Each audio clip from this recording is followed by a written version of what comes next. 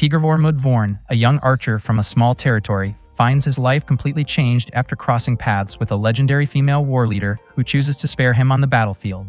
As conflicts between kingdoms continue to escalate, he becomes entangled with several powerful and influential women, each carrying ambitions, secrets, and feelings that could alter the course of his destiny. While struggling to protect his homeland, one question remains: can Tigr Vormund survive the political intrigue and emotional turmoil surrounding him, or will it all drag him into an even greater war? One day, Eleonora asked Tigr Vormund to surrender to her, and from that moment on, she considered Tigr Vormund to be under her command. After the war between the Kingdom of Brunn and the Kingdom of Jtid, Tigr Vormund of Brunn lost many of his comrades. He reflected on how harsh and unforgiving the battle had been. During the conflict, he witnessed the War Maiden skillfully defeating her opponents one after another. At that time, Tigr Vormund only had 5 arrows left. Before long, a soldier from Jtid rushed toward him. Reacting quickly, Tigr Vormund released an arrow, and the soldier immediately fell. Unfortunately, the soldier's horse ran off at full speed, even though Tigr Vormund had hoped to take it for himself. Soon after, Tigr Vormund spotted 7 soldiers from Jtid. Among them was Eleonora, the renowned war maiden. Since he had only a few arrows remaining, he decided to target the leader. He believed that if their commander were in danger, the others would focus on protecting her rather than pursuing him.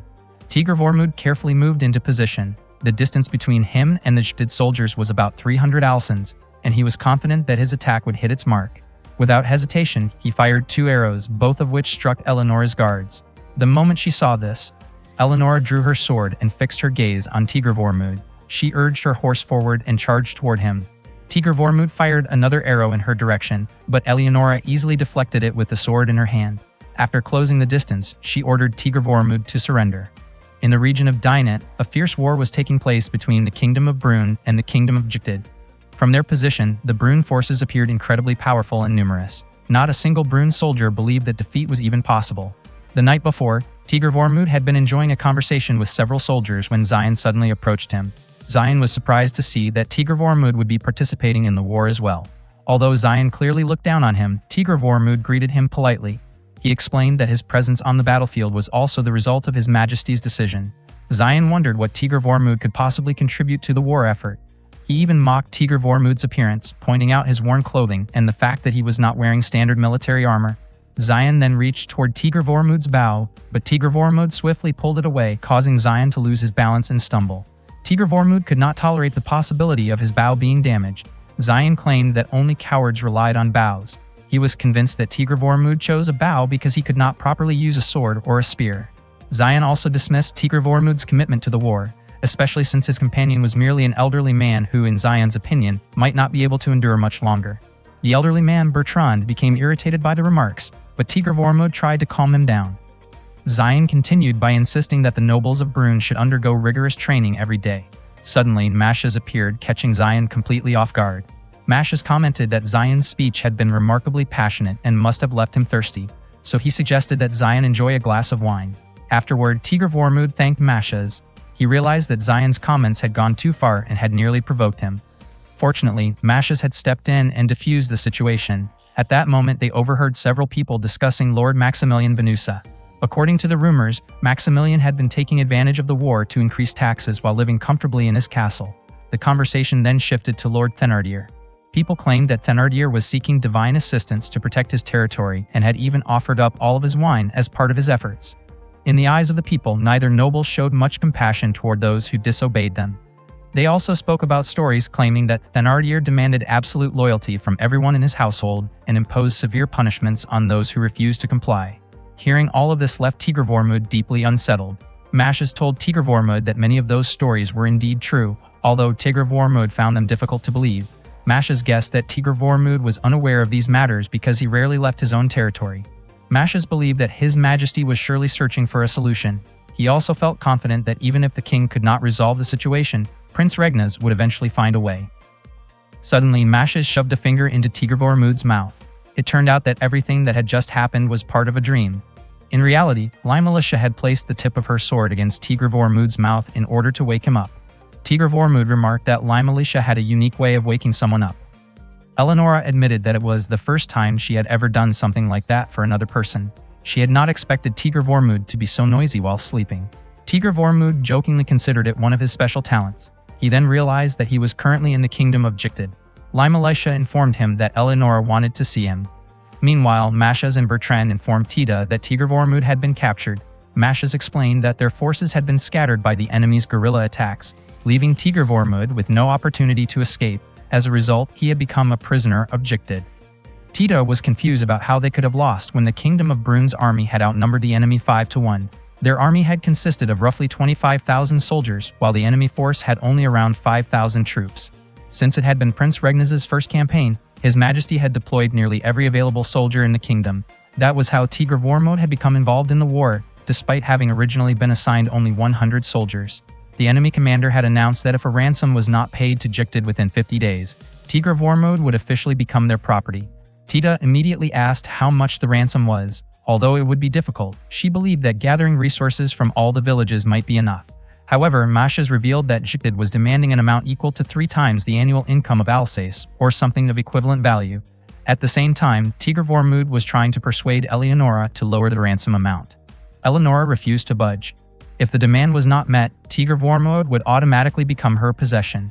Tigr Vormund wondered if she had really ordered someone to place a sword blade in front of him just so she could continue teasing him. As it turned out, Eleonora also had a request for him. She wanted him to demonstrate his archery skills. However, every arrow Tigr Vormund fired missed the target. Rurik and the others laughed at him, wondering why Eleonora would bother keeping someone like him as a prisoner. Just as he prepared to shoot another arrow, Tigr Vormund spotted someone above them aiming at Eleonora. He immediately warned her. Eleonora used her power to deflect the incoming arrow and then ordered her subordinates to pursue the attacker. Tigr Vormund asked whether they intended to capture the culprit alive, prompting Lime Elisha to scold him for worrying about the attacker. Without hesitation, Tigr Vormund fired an arrow that struck the person's leg. Everyone was stunned. Even with a poor quality bow, he had accurately hit the target from a distance of nearly 300 alsons. Witnessing this, Eleonora openly acknowledged Tigr Vormund's incredible archery skills. The following day, Eleonora apologized to Tigr Vormund. The bow he had used the previous day was far from ideal. Tigr Vormund admitted that he had already suspected as much, although he had initially assumed it was the standard equipment used in Jictid. 3 individuals had been responsible for the incident, and Eleonora intended to have them severely punished. Tigr Vormund was surprised by how seriously she was taking the matter. In Eleonora's view, those individuals had publicly insulted his abilities and damaged his reputation. Tigr Vormund pleaded for leniency and hoped she would forgive them. Curious about her actions, Tigr Vormund asked why she was going to such lengths on his behalf. Lime Elisha explained that Eleonora had developed a strong admiration for him from the moment they met on the battlefield. The revelation surprised Tigr Vormund.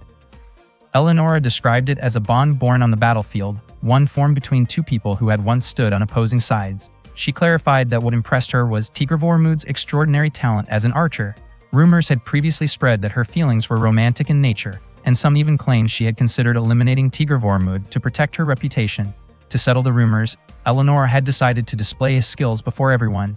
However, Tigr Vormund's abilities had exceeded even her expectations. She also revealed that the reason she had kept him as a prisoner was not because of the ransom money. Instead, she believed that having him around would make life far more interesting. To her, war was often unpleasant and painfully boring. Eleonora commanded only 5,000 soldiers, while the Kingdom of Brun had 5 times that number. She had expected a difficult and exhausting battle. Instead, the conflict ended in less than half a day. Despite preparing numerous strategies, Brun's army collapsed under her very first tactic: guerrilla warfare. Although Brun's forces initially resisted Jictid's assault, the Jictid army eventually broke through their defenses, pushed deep into their ranks, and succeeded in defeating Prince Regnaz. Tigr Vormund could hardly believe that Prince Regnaz had fallen so quickly. He admitted that he had met the prince personally in the past. Eleonora then wondered whether Tigr Vormund harbored any resentment toward her because of what had happened. From Tigr Vormund's perspective, such outcomes were an unfortunate but natural part of war. Eleonora explained that once the prince had fallen, Brun's forces lost their unity and became disorganized. Jictid's army then pursued the retreating soldiers, turning the remainder of the conflict into a completely one-sided battle. She found the outcome deeply disappointing because the war had ended far more easily than she had anticipated. It was during that battle that Eleonora encountered Tigr Vormund. At that moment, she felt that eliminating someone with such remarkable talent would have been a tremendous waste. Tigr Vormund's face turned red as Eleonora approached him. Eleonora admired the fact that Tigr Vormund had never given up and had even intended to defeat her. That was why she had taken him as a prisoner. Noticing Lime Elisha's displeased expression, Eleonora asked whether she was still upset about what had happened. It turned out that Lim had been the cavalry rider whom Tigr Vormund had managed to defeat. Lime Elisha then introduced herself to Tigr Vormund. Eleonora asked whether Tigr Vormud's name had a special origin, as it was unusually long for someone from Brünn. Tigr Vormud explained that the name had been given to him by his late family, although he was usually called Tigr. Upon hearing that, Eleonora asked Tigr Vormud to call her Elen instead. However, Lima Alicia insisted on addressing her properly and using her full name. Eleonora promised that she would treat Tigr Vormud with the same respect given to the nobles of Brünn and that she would not discriminate against him on the battlefield. Tigr Vormud thanked her for the offer, but he declined. He already had a place to return to and a land he was responsible for protecting. Alsace, the territory inherited from his father. That afternoon, Tita continued praying for Tigr Vormud's safety and well-being. Later that day, Tigr Vormud was spending time with Rurik. He wondered why Rurik had shaved his head and looked rather unusual. Rurik explained that Princess Eleonora had ordered him to give up something very precious in exchange for keeping his life. By all rights, he should have already passed away, but Tigr Vormud's kindness had given him another chance to live. Rurik was deeply grateful for that kindness.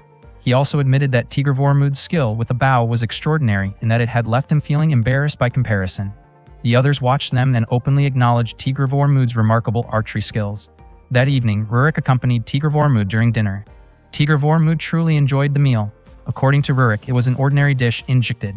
Tigr Vormud thought that when he returned to Alsace, he would ask Tita to prepare something similar. After eating, Tigr Vormud practiced archery with the others, and once again they praised his abilities. He found it surprising how naturally he had blended in with the people around him. As he walked through the castle grounds, he passed by an area where several young men were bathing. They glanced at him with unfriendly expressions. Tigr Vormud continued exploring the castle until he suddenly came across a small dragon. It was the first time he had ever seen one. The little dragon turned out to be Eleonora's pet. She explained that its name was Luni. Realizing that he had accidentally entered a private area while Eleonora was bathing, Tigr Vormud immediately turned away and apologized. He explained that he had simply stumbled upon the place while taking a walk around the castle.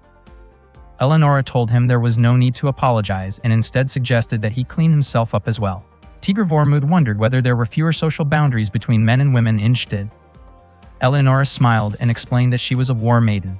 Even if she were ever caught off guard in an awkward situation and felt embarrassed, she could not allow herself to be overwhelmed by the circumstances. She had to remain composed and face any challenge that came her way. She then repeated that she wanted Tigr Vormud to remain by her side. That night, as Tigr Vormud prepared to sleep, he found the place surprisingly comfortable. His face flushed when he remembered Eleonora. Suddenly, Rurik knocked on his door and informed him that a man from Brünn had been captured. The man turned out to be Bertrand. When Bertrand saw Tigr Vormud approaching, he felt immense relief and gratitude that Tigr Vormud was still alive and safe. Tigr Vormud quickly informed Rurik and the others that Bertrand was an old friend. Bertrand then delivered urgent news. The nobles serving Thénardier were advancing toward Alsace with an army of 3,000 soldiers. Upon hearing this, Tigr Vormud immediately prepared to leave. However, as he approached the gate that night, Eleonora stepped in front of him and stopped his departure. She asked where he was planning to go at such a late hour. Zion's father, Felix Aaron, ordered Zion to take command of 3,000 soldiers and head to Alsace. Zion questioned why he had to go through the trouble of traveling to Tigr Vormud's territory, which had suddenly fallen into enemy hands. Felix Aaron explained that he would provide a group of well-trained dragons.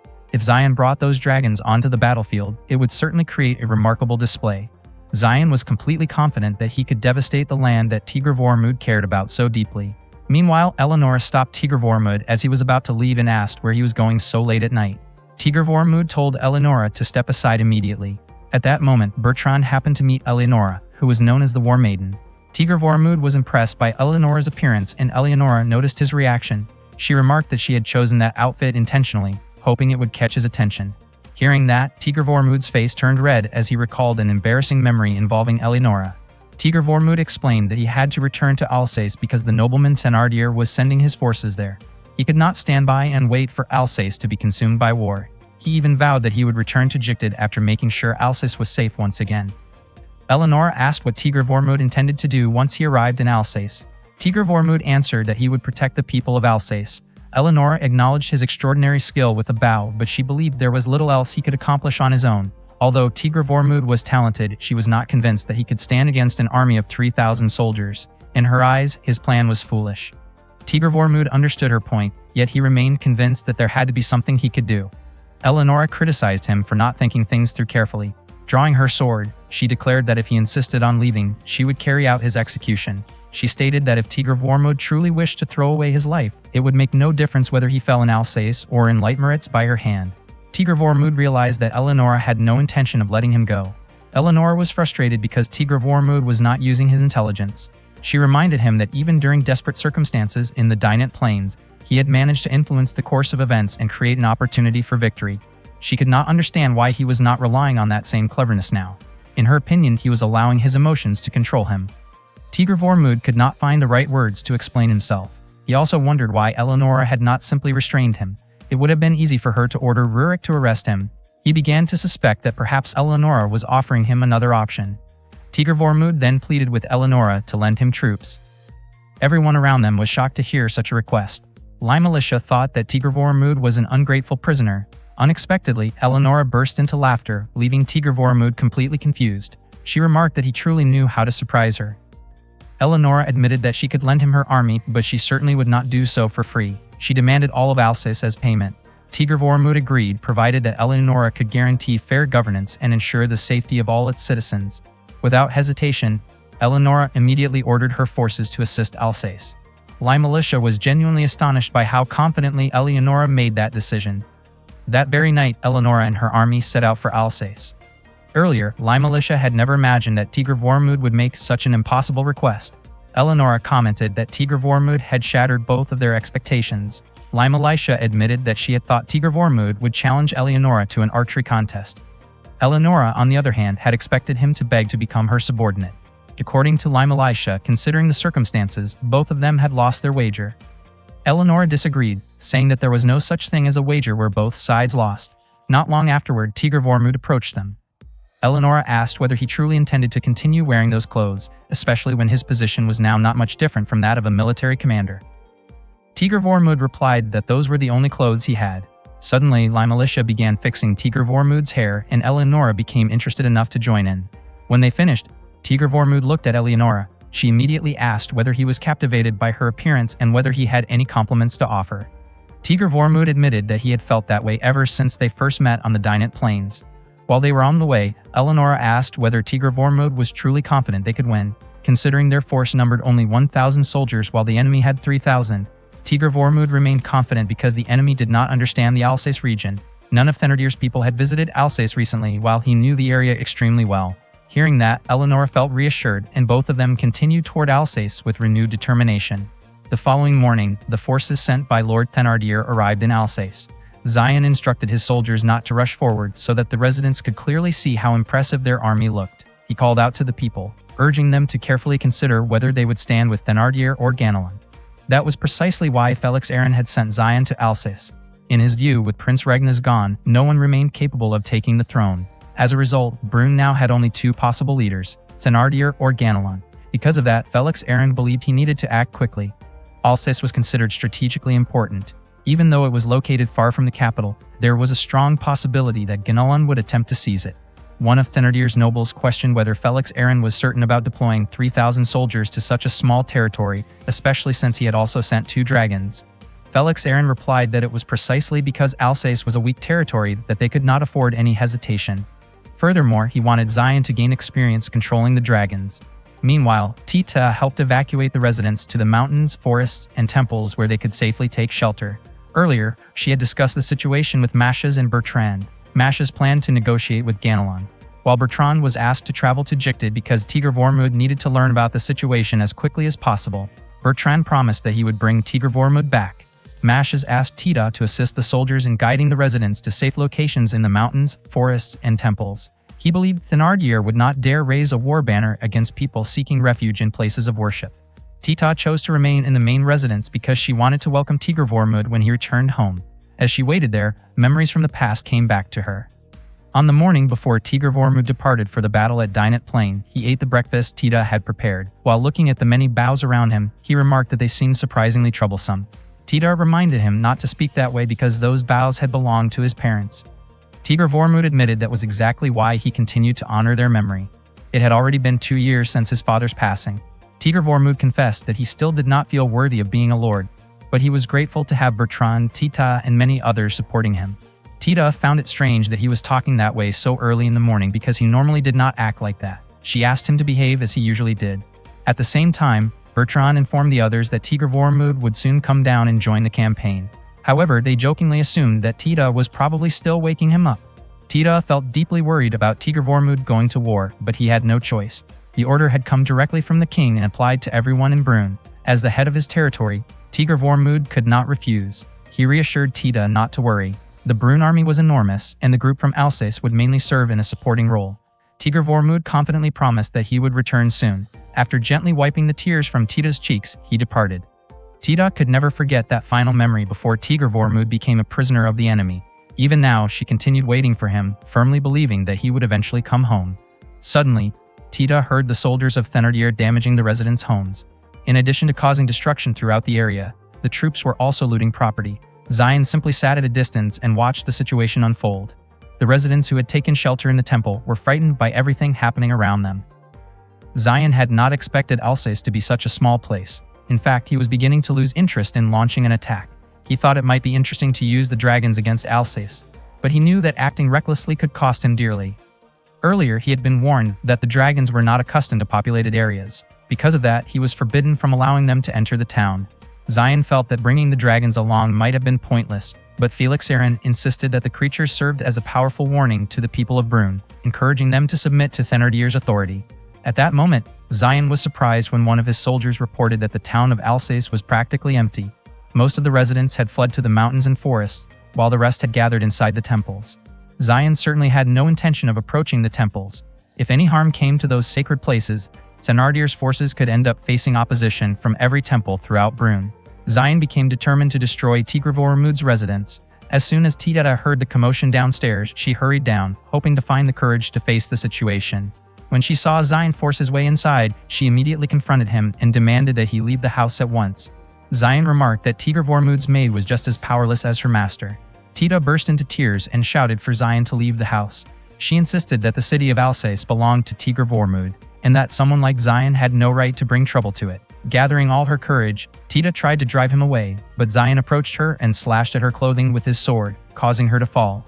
As he continued advancing toward her, Tita quickly grabbed a knife from a nearby shelf. Tita attempted to strike Zion with the knife, but he easily deflected it with his sword.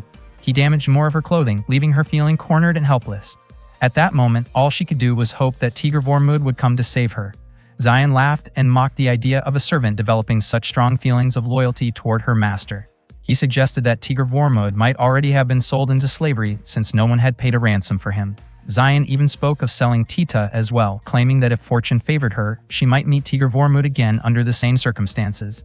Tita firmly declared that Tigre Vormund would definitely return. Zion then shoved Tita, causing her to fall again. Just as the situation grew even more threatening, an arrow suddenly struck Zion's palm. Blood flowed from the wound, and Zion screamed in shock and pain. Tigre Vormund called out to Tita and told her to jump down. Overwhelmed with relief at seeing him arrive, Tita leaped from the balcony. At that very moment, enemy soldiers attacked Tigre Vormund's horse. Rurik engaged the enemies, blocking Tigre Vormund's path, while Tigre Vormund jumped from his horse to catch Tita. At the same time, Eleonora used the power of the wind to assist them, allowing Tita to land safely. Confused by everything that had happened, Tigre Vormund asked what was going on. Eleonora commented that he had acted recklessly. She admitted that she had not intended to make either of them indebted to her, but if she had not intervened, both Tigre Vormund and Tita could have been seriously injured. It was then that Tigre Vormund learned that Eleonora's sword possessed the power to control the wind. Eleonora explained that the sword could only be wielded by a war maiden, and that its name was Arafar. As the wind blew around them, she remarked that Arafar seemed to have taken a liking to Tigre Vormund. Tigre Vormund explained that the person who had attacked Tita was Zion, the eldest son of the Thénardier family and the future heir to their house.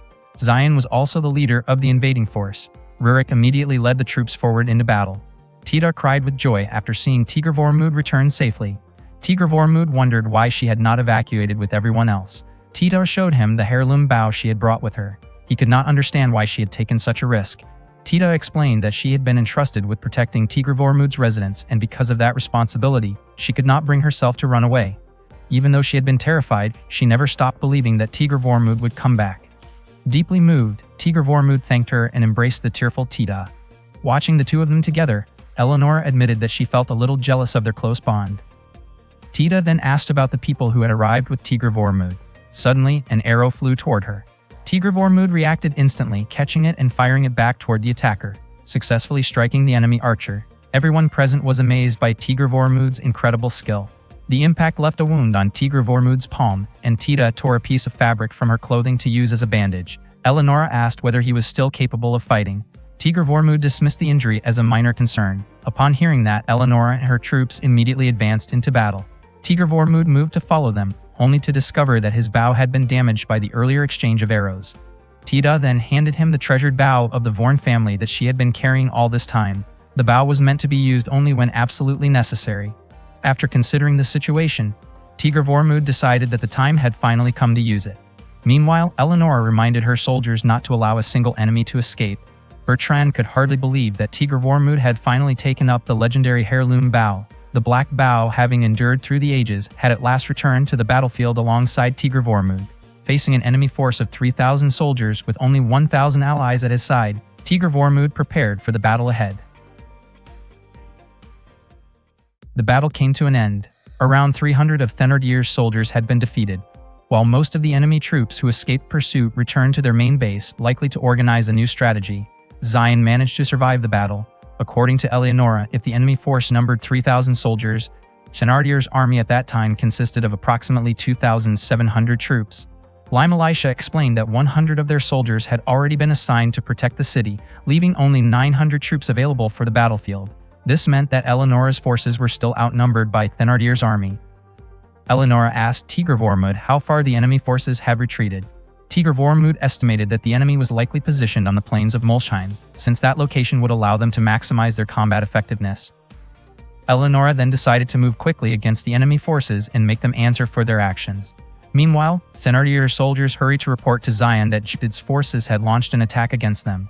Hearing this news, Zion was shocked and could not understand how Jugdid's army had become involved in the battle. He became increasingly frustrated and was convinced that Tigr Vormud was responsible for everything. Zion immediately assigned a reconnaissance unit to prevent Jugdid's forces from returning freely and to determine their exact numbers. He remained certain that Tigr Vormud had brought Jugdid's soldiers into Alsace. Filled with anger, Zion viewed Tigr Vormud as a traitor. At the same time, the wound in his hand caused by an arrow continued to trouble him, and he began planning a response for Tigr Vormud. After the defeat, Zion reorganized his 2,700 soldiers into several divisions. The first division consisted of 700 frontline troops equipped with bows and spears. The second division consisted of 1,000 heavily armored knights armed with long lances.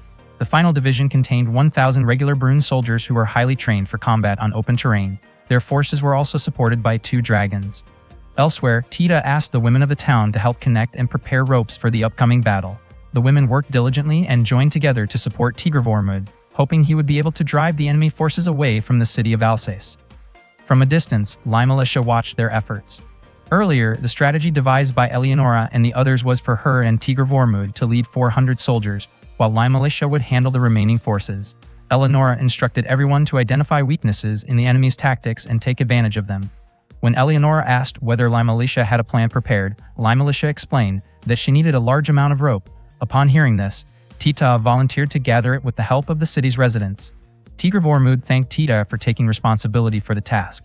At that moment, Tita appeared nervous, but she gathered the courage to ask about the nature of Eleonora's relationship with Tigr Vormud. Eleonora responded with a smile and made it clear that Tigr Vormud belonged under her authority. Tita was stunned by the remark.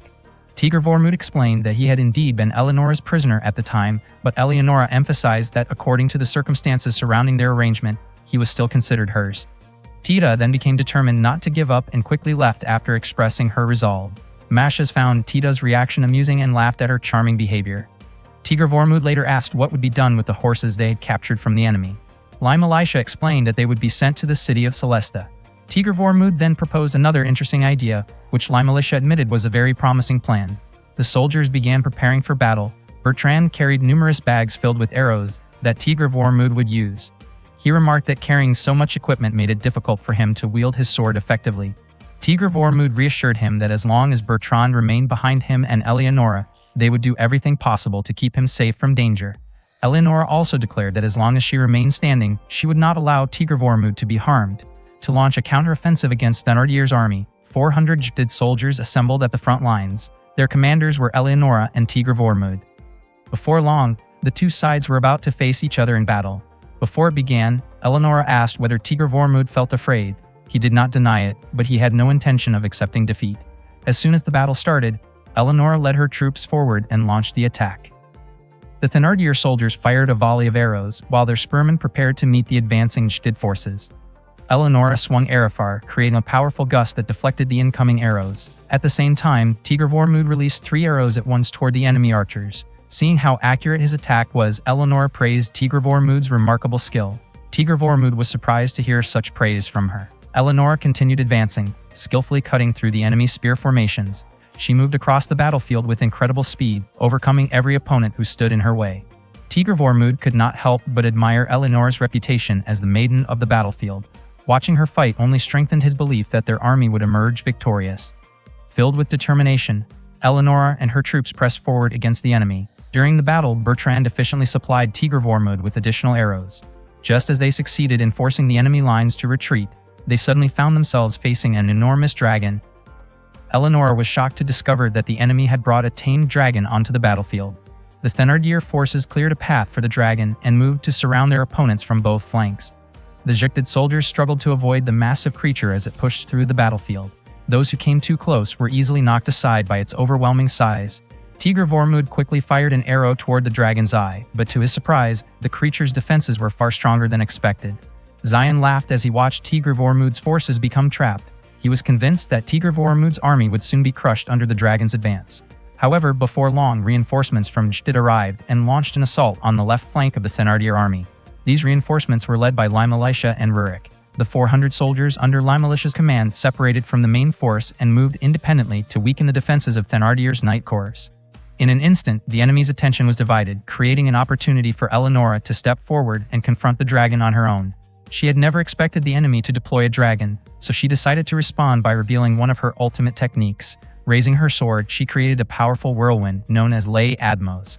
Designed specifically to bring down massive targets, the technique unleashed an overwhelming force. As it struck the dragon, the armor covering its body was torn away piece by piece, and the creature was defeated almost instantly. Tigr Vormud could hardly believe what he had just witnessed. Eleonora explained that it was the first time she had shown that technique to him. Because of its tremendous destructive power, she had always been careful about when and where to use it. Not long afterward, additional enemy reinforcements arrived, prompting Limalisha to order a retreat. Zion responded by dispatching 400 soldiers from his main force and forming a new unit. Limalisha led her troops toward a nearby hill. When the Thenardier forces pursued them, she signaled her soldiers to pull a series of ropes that had been prepared in advance. In an instant, many of the pursuing soldiers lost their footing. At that very moment, Limalisha's troops turned around and launched a counterattack. In her view, the Thenardier soldiers had become so focused on chasing their opponents that they failed to pay attention to their surroundings. Looking at the preparations that had been made, Limalisha realized that without the support and goodwill of the local people, gathering so many ropes would have been difficult. She began to understand just how highly respected Tigr Vormud was among his people. As the battle continued, Eleonora informed her forces that the time had come to push the enemy back. Meanwhile, one of Thenardier's soldiers reported to Zion that approximately 2,000 enemy troops appeared to be approaching. Their own army had been reduced to only 600 soldiers. Zion was baffled, wondering where Tigr Vormud had managed to find such a large force. One of his subordinates suggested deploying the Sky Dragon, but Zion immediately rejected the idea. He had already lost the Earth Dragon, and if the Sky Dragon were also defeated, he knew his father would be furious. Zion desperately searched for a way to end the battle in his favor.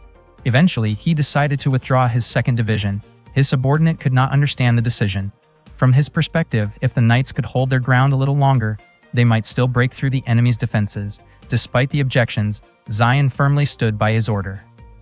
What Zion failed to realize was that the approaching force actually consisted of fewer than 100 soldiers.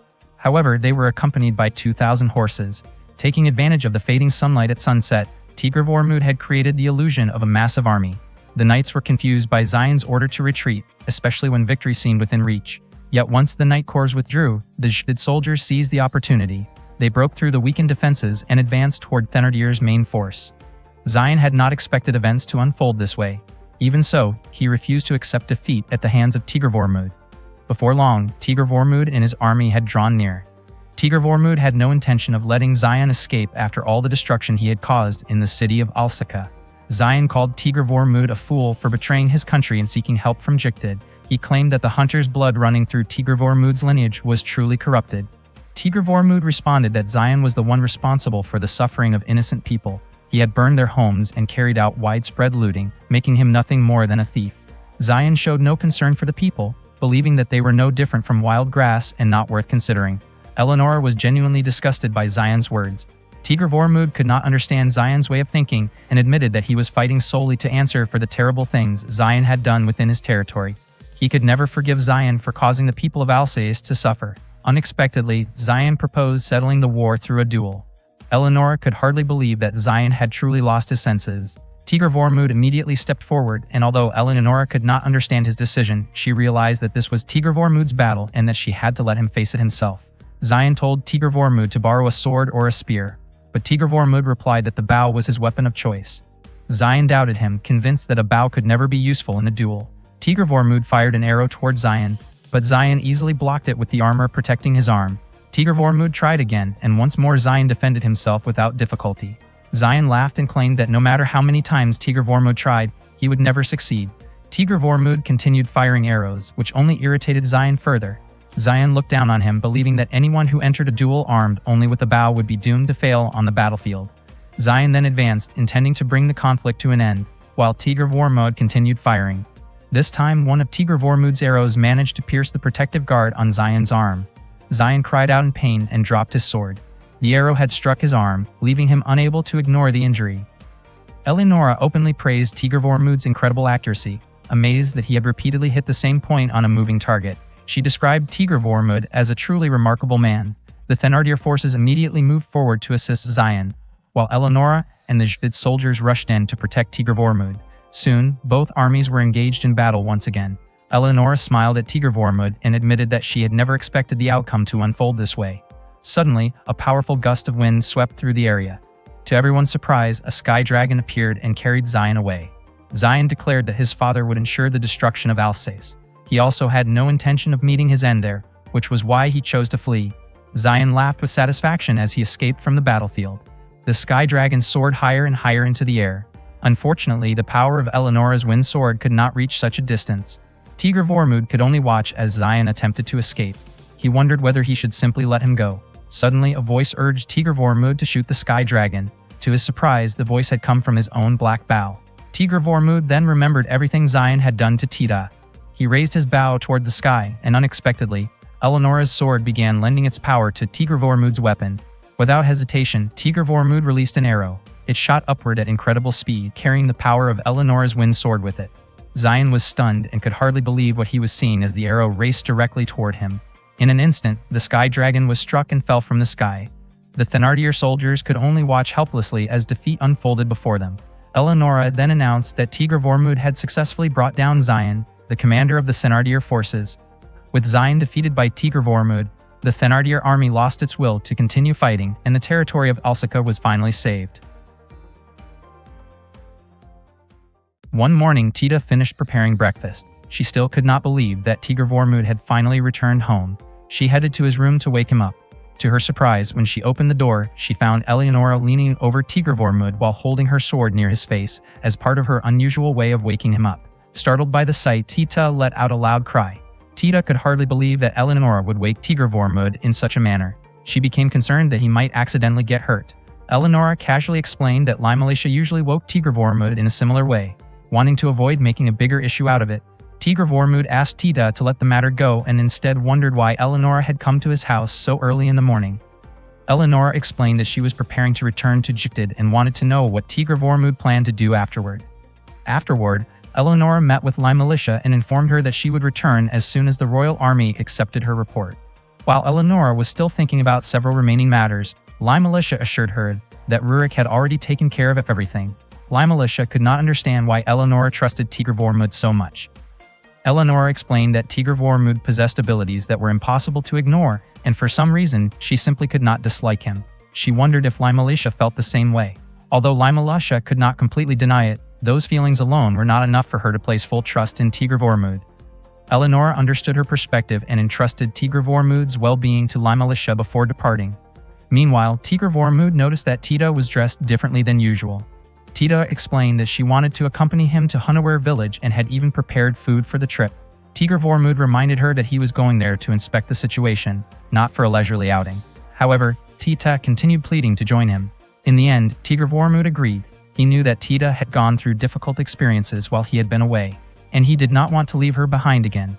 Tita was overjoyed by his decision to let her accompany him to Hunaware village. The peace that currently covered Alsika had only been made possible because Thenardier's and Ganelon's forces had withdrawn. However, everyone understood that such peace would not last forever.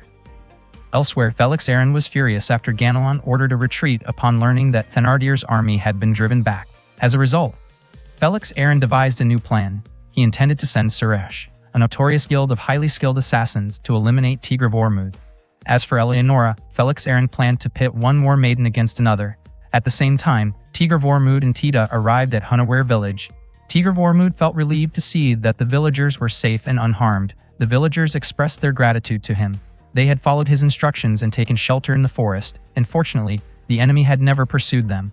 Meanwhile, Eleonora arrived in Silesia, the capital of Jugdid, to answer for her actions before the king.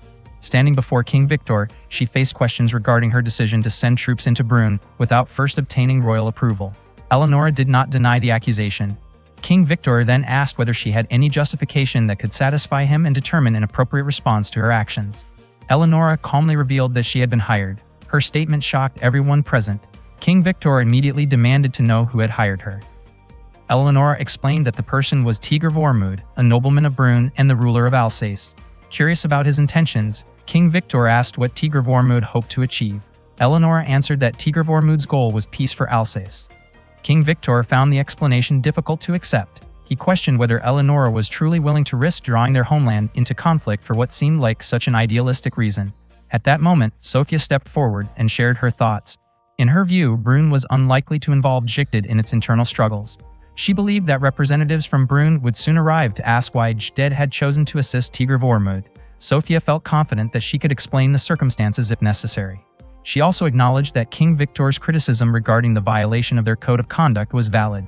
Throughout history, many wars had begun under noble-sounding justifications that often concealed deeper motives. Not long afterward, a young woman named Ludmila approached Eleonora and criticized her behavior. In Ludmila's opinion, entering a battlefield without receiving permission from the kingdom was not fitting for someone who carried the title of War Maiden. Eleonora responded with a playful smile and remarked that Ludmila had not changed much at all. She teased her younger counterpart and suggested that she still had much to learn about showing respect to her elders. Ludmila fired back, arguing that Eleonora was hardly in a position to lecture others about proper conduct and manners. The exchange quickly became heated, and it looked as though the two might start arguing even more intensely. Before the situation could escalate, Sofia stepped in and firmly put a stop to their quarrel, restoring order once again. Sofia had warned them many times not to argue, but both Eleonora and Ludmila kept blaming each other. Sofia had to step in once again to bring them back to their senses. She then asked why Eleonora was still there. Eleonora thanked Sofia for helping her earlier in front of King Victor. She admitted that she had never intended to act behind anyone's back. Ludmila also commented on Eleonora's situation, but Eleonora quickly told her to leave because she was speaking with Sofia. Ludmila said she felt sorry for Lord Vorn for having to deal with someone like Eleonora. After saying that, Ludmila left the two of them alone. According to Sofia, it was probably better if Eleonora was not seen getting along too well with Ludmila, since Ludmila had close ties to Lord Thenardier. Hearing that surprised Eleonora. Sofia explained that this did not mean Ludmila liked Lord Thenardier. In fact, she disliked him. Eleonora wondered why Ludmila would choose to associate herself with Thenardier. It turned out that Ludmila's connection to Lord Thenardier had existed long before she was even born. Sofia said that Ludmila was a remarkable young woman who would never put her personal feelings above her responsibilities. Because of that, Lord Thenardier was not the only enemy standing in the way of Eleonora and Tigr Vormund. Urs was Tigr Vormund's father, and he was deeply loved by the people of Alsace. When Tigr Vormund was a child, he was very close to Tita. One day, Tita woke him up, and the two spent time playfully chasing each other around. Later, Urs asked Tigr Vormund to help him work in the fields. The hard labor left Tigr Vormund's hands sore and aching. Urs once told his son that no matter what circumstances they faced, they had to do their best to bring peace to the people of Alsace. That was the duty of both Tigr Vormund and his father as rulers of the land. Those memories found their way into Tigr Vormund's dream. He woke up while calling for his father and noticed Tita sleeping beside him. He gently tried to wake her up. As soon as Tita opened her eyes, she apologized for falling asleep after seeing how peacefully Tigr Vormund was resting. Tigr Vormund laughed and said he was sure she had simply been exhausted. Thanks to that brief rest, Tigr Vormund felt as though he had gained some clarity. He stepped outside, intending to go hunting. Tita held on to him and said that she wanted to stay by his side wherever he went. She believed she could help him just as he had once helped her. Hearing those words made Tigr Vormund realize that it was time for him to make an important decision. They soon returned home and saw Mashaz's horse standing outside. As soon as they entered, Tigr Vormund found Mashaz and Limalisha facing each other with obvious tension between them. Mashaz asked Tigr Vormund to explain everything. After hearing the full story, Mashaz apologized for suspecting Limalisha and her subordinates. Limalisha also apologized, explaining that she and her men had simply prepared themselves after spotting soldiers from another faction. Tigr Vormund apologized to Mashaz for involving him in trouble immediately after his arrival. Mashaz then asked what Tigr Vormund planned to do next. Tigr Vormund replied that he intended to oppose Lord Thenardier. Mashaz asked whether he planned to place himself under Ganelon's banner, but Tigr Vormund denied it. Mashaz then questioned whether he had truly thought through such an important decision. Tigr Vormund answered that he carried a responsibility inherited from his late father and toward all the people who depended on him. He still wanted to protect the land of Alsace because he was its lord. Afterward, Mashaz departed for the capital to discuss the matter with the King of Brünn and report Tigr Vormund's wishes. Meanwhile, Tigr Vormund traveled around seeking support. That night, he met with Hughes to ask for assistance. Hughes had already heard about the situation from Mashaz. According to Hughes, if the request had come directly from Tigr Vormund without any context, he probably would have refused, even though he believed Tigr Vormund was doing the right thing. From Hughes's perspective, Tigr Vormund alone could not compare to someone as influential as Thenardier. However, Hughes pointed out that Vorn's side was not supported only by Mashaz. Tigr Vormund also had allies from Jtid standing beside him. Because of that, Hughes believed Tigr Vormund was fully capable of challenging either Thenardier or Ganelon. Tigr Vormund then asked whether Hughes would be willing to help him. Hughes replied that Tigr Vormund was on the path toward building a powerful alliance, one strong enough to stand alongside figures such as Thenardier and Ganelon. In Hughes's view, while Thenardier and Ganelon claimed to serve the kingdom, they had forgotten about the conditions faced by the people living in their own territories. After that, Tigr Vormund and Limalisha headed to Kikimora's residence, a cottage located at the foot of the Vosges Mountains. There, they met with Eleonora. Eleonora informed Maximilian Benusa that she had already received the king's approval, but there were two troublesome conditions. If Eleonora successfully secured Alsace, she would have to hand over the entire region to the kingdom, meaning Alsace would become confiscated territory. They were also about to begin a new war, and the situation could change at any moment. What concerned her even more was what King Victor had said at the end of their meeting. He had instructed Eleonora to prioritize the interests of Jtid and to act wisely. Tigr Vormund asked whether that was not simply a reasonable request. Limalisha explained that the king had specifically emphasized putting the kingdom's interests first. For example, if someone from Thenardier's side could persuade Jtid to support their faction, there was little doubt that Jtid would become involved in the conflict. Tigr Vormund was surprised and asked whether Eleonora and Limalisha truly believed that was possible. Eleonora replied that King Victor had explained that such an approach was the proper way to ensure everything proceeded smoothly. To King Victor, it was not particularly important who won the war. What mattered was whether the outcome benefited the kingdom. If it did, the kingdom would support that direction. Not long afterward, a knock was heard at the door and Limalisha went to check. According to Eleonora, it would be a mistake to assume that the nobles of Jtid would remain inactive. Everyone in her country acted according to the king's will. Beneath the king were the 7 war maidens, and below them were the nobles of Jtid. The problem was that not all of the war maidens were supporting them, nor were all of them opposing them. At the moment, Eleonora only had difficulties with one of them. She described that person as a very talkative woman who lacked proper manners. Suddenly, Ludmila arrived and immediately objected to Eleonora's remarks. Eleonora wondered why Limalisha had allowed Ludmila to enter the place. Limalisha admitted that she did not have the authority to oppose the wishes of a war maiden. Ludmila introduced herself as a war maiden of Jtid who carried the noble title associated with the spear capable of piercing anything. Tigr Vormund introduced himself as well and attempted to shake her hand, but Eleonora firmly pointed out that Ludmila was not their guest. Ludmila was pleased that her trip to meet Tigr Vormund had not been in vain. She invited him to speak somewhere else. Tigr Vormund and Ludmila stepped outside, though Eleonora and Limalisha continued to follow them. Ludmila informed Tigr Vormund that Thenardier's forces and his allies were receiving considerable support from outside Brünn, and she herself was one of those supporters. She believed Tigr Vormund had little chance of achieving victory. Before long, they discovered signs of a trap. Limalisha became convinced that they were surrounded by assassins. Eleonora believed the assassins were targeting Tigr Vormund because, if he were eliminated, Lord Thenardier would certainly celebrate the opportunity. In that case, Thenardier could potentially drive Eleonora out of Brünn. Moments later, an arrow shot through the air. Fortunately, Tigr Vormund managed to avoid it. The archer revealed himself and fired another arrow, but Eleonora easily deflected the attack. Tigr Vormund successfully subdued one of the attackers. They were Serash operatives acting under the orders of Lord Thenardier. Lai Militia managed to defeat one of the Serash members, but she was unable to avoid a snake that bit her in the chest area. Eleonora immediately cut the snake down. Lai Militia's strength quickly faded, and she collapsed. Tigr Vormund reacted swiftly and caught her before she hit the ground. He then provided first aid and removed the snake's venom from the wound. Eleonora appeared visibly worried. Suddenly, a larger group of Serash operatives approached. Seeing the danger, Ludmila unleashed her ice powers and neutralized the entire group in an instant. Tigr Vormund was amazed by Ludmila's strength. Ludmila could not understand how Eleonora had become so unsettled by the situation. In her opinion, Eleonora's reaction was not what one would expect from a war maiden. Ludmila then left to find a physician, saying that they would meet again in Rodnik. Tigr Vormund thanked her for saving all of them. He also reassured Eleonora that there was no need to worry, and together they continued their journey. On that day, Lai Militia and Eleonora were relaxing together in a hot spring. Eleonora felt relieved knowing that Lai Militia was safe and unharmed. Lai Militia admitted that she had survived thanks to Eleonora and the others.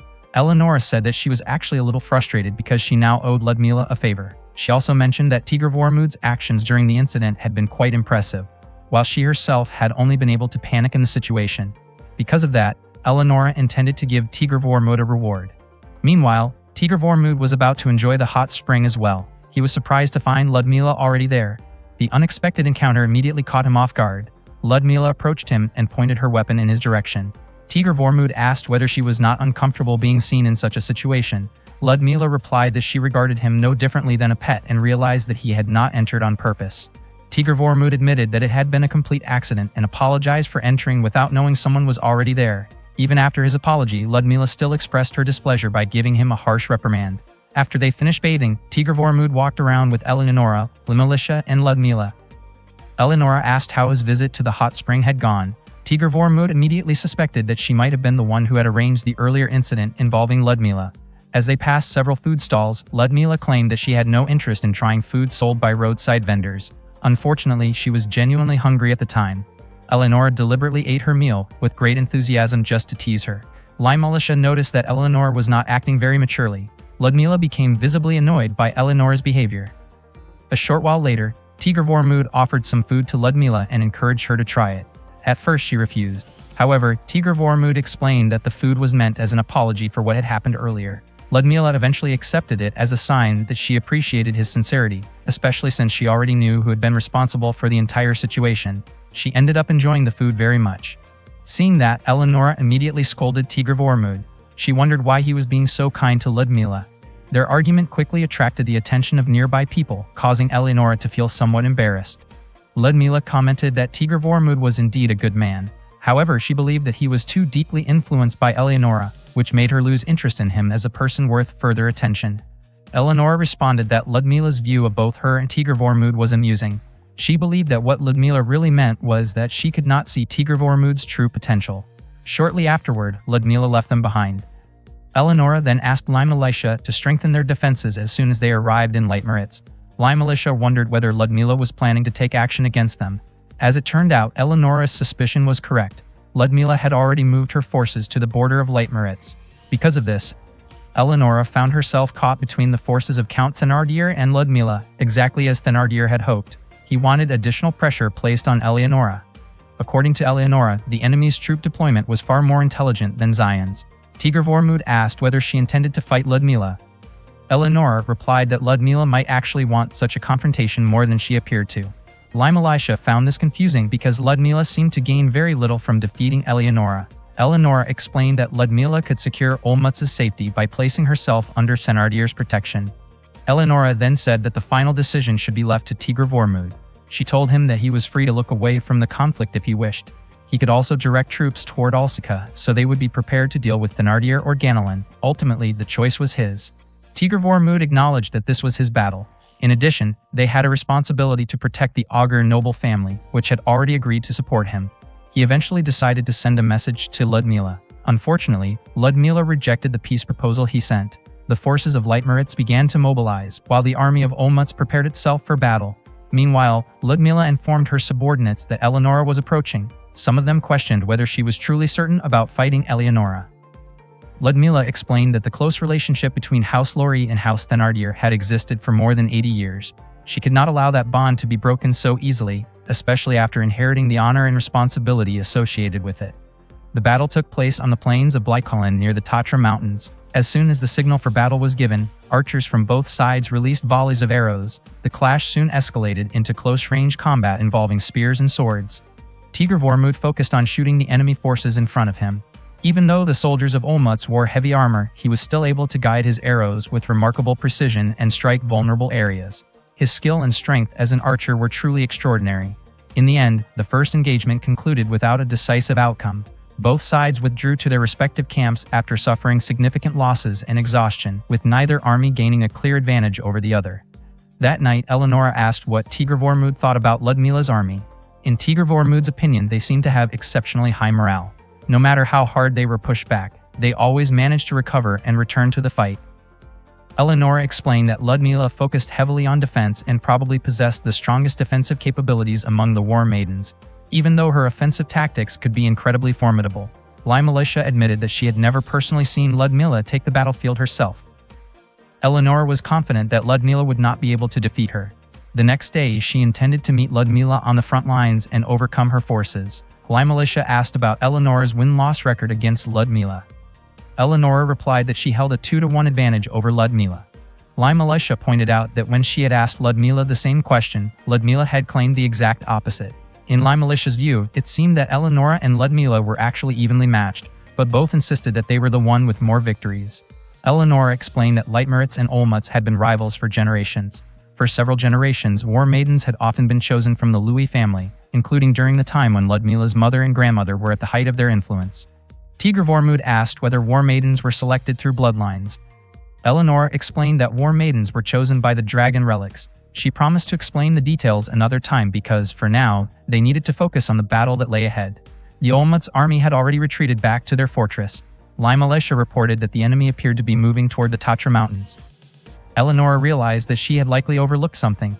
Tigr Vormund even suspected that this had been Ludmila's objective from the very beginning. Eleonora came to the conclusion that the previous day's battle had merely been a diversion. There was only one route leading to Ludmila's Tatra castle. Every corner of the fortress had been designed with extraordinary defensive features capable of repelling enemy attacks. Tigr Vormund described Ludmila's castle as a stronghold built to withstand any assault. It turned out that Ludmila had already frozen key strategic areas with the power of Lavias. The castle's elevated position gave it a major advantage over any possible approach routes used by attackers. Eleonora was certain that even her predecessors must have struggled when dealing with that fortress. Nevertheless, she remained confident that victory would ultimately be hers. Once the battle began, the situation quickly turned unfavorable for the Leitmeritz army. Their forces were steadily pushed back, and the war gradually shifted in favor of Olmutz. That night, Eleonora refused to accept the situation. If things continued this way, the enemy would gain complete control of the battlefield. She believed that the freezing temperatures were reducing the combat effectiveness of the Leitmeritz soldiers. Eleonora planned to use Arifel to fly over the battlefield, enter the castle from above, and launch a direct attack from within. Limelisha immediately asked Tigr Vormund to convince Eleonora to reconsider because the plan was far too risky. Eleonora asked Tigr Vormund to trust her, reminding him that she was his ruler and that he should follow her orders. Tigr Vormund admitted that he valued Eleonora greatly, but he did not want her taking such reckless risks again. Eleonora then asked whether she was truly that important to him. Tigr Vormund remained silent because above all else, Alsace was what mattered most to him. Eleonora laughed and remarked that Tigr Vormund truly loved his homeland. She did not take offense because, in her eyes, both Alsace and Tigr Vormund belonged under her protection. She jokingly commented that if Tigr Vormund had mentioned another woman instead, she might have reacted far less kindly. She appreciated his thoughtful answer and was pleased to hear it. Afterward, Eleonora asked Tigr Vormund to come up with another solution. Tigr Vormund then presented a single request. The following day, Tigr Vormund walked through the snow wearing a bearskin outfit. Earlier, Limelisha had provided the bearskin because she had heard that such clothing was commonly used by hunters. Wearing it would help avoid attracting suspicion from the enemy. Eleonora questioned whether the idea would actually work. Tigr Vormund assured her that he could create an opportunity for her to launch an attack. Eventually, Tigr Vormund ran low on supplies and used his bow to hunt an animal that passed nearby. Before long, Ludmila appeared. She asked the person dressed in bearskin whether he was the one who had shot the animal. Tigr Vormund calmly retrieved his arrow from the animal and asked whether Ludmila felt cold in the harsh weather. Ludmila replied that she was different from ordinary people and therefore had no trouble enduring the cold. She still seemed doubtful that the person in the bearskin costume had truly been the one who made the shot. In response, Tigr Vormund demonstrated his skill by firing an arrow at a distant snow-covered tree. After witnessing his remarkable accuracy, Ludmila apologized for doubting him. Tigr Vormund could not help being surprised that Ludmila was willing to admit her mistakes so honestly. They continued talking while preparing the game they had hunted. Ludmila wondered why the man refused to remove his bearskin clothing, since the cold of the snowy mountains should not have affected anyone standing near her. Tigr Vormund explained that his village had a tradition that forbade hunters from removing their bearskins while they were in the mountains. Introducing himself as Urs, Tigr Vormund listened as Ludmila overlooked his earlier lack of manners after witnessing his remarkable abilities. Impressed by his skills, she expressed interest in having him work for her, believing that someone with such talent would be a valuable ally. Tigr Vormund explained that he had come from a distant land and had every intention of returning to his homeland someday. He also wondered whether Ludmila suspected him of being a spy. In her view, however, it would not have been surprising for hunters or travelers to find their way to that remote area. Ludmila then prepared a cup of her special hot tea for him. Tigr Vormund found the drink delicious, and hearing that brought a smile to her face. She took pride in the tea, believing it had the power to warm both the body and the spirit. Tigr Vormund found himself surprised by how naturally she smiled. Curious about why Ludmila was alone, Tigr Vormund asked about her situation. She explained that she simply needed some time to clear her mind. In response, he shared a lesson from an old tale about a hole and a tree, suggesting that whatever troubled her heart, she should remember the wisdom hidden within that story. Ludmila began to feel that the man before her was genuinely kind. She went on to explain that when she became a war maiden, she had already accepted the responsibilities that came with the position. Even though she was not serving her own homeland, she still had to endure working alongside people she did not particularly like. To preserve her dignity and fulfill her duties, she often set aside her personal feelings. After their conversation came to an end, Ludmila prepared to leave. She assured him that she would remember their meeting and even invited him to visit her again if the opportunity arose. Once she was gone, Tigr Vormund resumed following the trail she had left behind. He knew that if the sun set before he found his way, tracking the footprints would become much more difficult. Eventually, his efforts paid off and he discovered a route leading to Tatra Castle. The following day, the soldiers of Leitmeritz advanced along the path Tigr Vormund had uncovered. The defenses in that area appeared relatively light, making it seem possible to break through. However, the situation had changed from what Tigr Vormund had previously reported. It seemed that Ludmila had become more cautious after her encounter with him. Tigr Vormund wondered whether Eleonora intended to retreat, but she immediately dismissed the idea. She believed their enemies would only grow more confident if they withdrew. Without hesitation, Eleonora rushed toward the gate and unleashed the power of Lay Admos through Arifol. Unfortunately, the attack failed to break the gate. To her surprise, enemy archers had already prepared their positions and were ready to strike. Seeing the danger, Tigr Vormund stepped forward and pulled Eleonora back. She was puzzled by his actions, believing that one more attack might have been enough to destroy the gate. Tigr Vormund pointed out that she would have become an easy target for the archers. Realizing the risk, Eleonora reconsidered the situation. Tigr Vormund suspected that the enemy forces had already become aware of their presence. Calling upon Arifol, he asked to borrow its power once more. Arifol answered his request, granting him tremendous strength. With their resolve renewed, Tigr Vormund and Eleonora prepared for another assault. Drawing his bow, Tigr Vormund channeled the immense power provided by Arifol. When he released the arrow, the attack struck with incredible force and shattered the castle gate. Seizing the opportunity, Eleonora immediately ordered her troops to storm Tatra Castle together. Inside the castle, Ludmila could hardly believe that the gate had been destroyed. The sight filled her with intense determination as she prepared for the confrontation ahead. Meanwhile, Eleonora, Tigr Vormund, and their soldiers pressed forward against the defenders standing before them. As night fell, the flames of battle spread throughout Tatra Castle, and the long-awaited clash between the war maidens drew ever closer. That night, the battle between the armies of Leitmeritz and Olmutz continued. Eleonora courageously faced the enemies standing before her. Before long, Tigr Vormund successfully brought down an archer who had been aiming at Eleonora. In response, Eleonora smiled in his direction. Ludmila then appeared and was surprised that Eleonora had the courage to launch an attack. She asked whether Eleonora intended to display such a lack of elegance while facing her. Eleonora admitted that she was grateful for Ludmila's help some time ago and acknowledged that she owed her a debt of gratitude. She believed that she would gladly repay that favor in the future. The two women soon engaged in battle. Ludmila unleashed Klelo Zamkafa, freezing the surrounding area with its power. Eleonora answered with Arifar, empowered by Lay Admos, clearing away everything that stood in her path. Ludmila quickly leaped aside to avoid the attack. Eleonora asked how it felt to be looked down upon by someone she had always underestimated. The clash between Ludmila and Eleonora was truly remarkable. The powers of Lavias and Arifar were so impressive that everyone watching could only stare in amazement. Both warriors suffered the effects of each other's attacks. Several soldiers attempted to assist Eleonora, but she refused their help.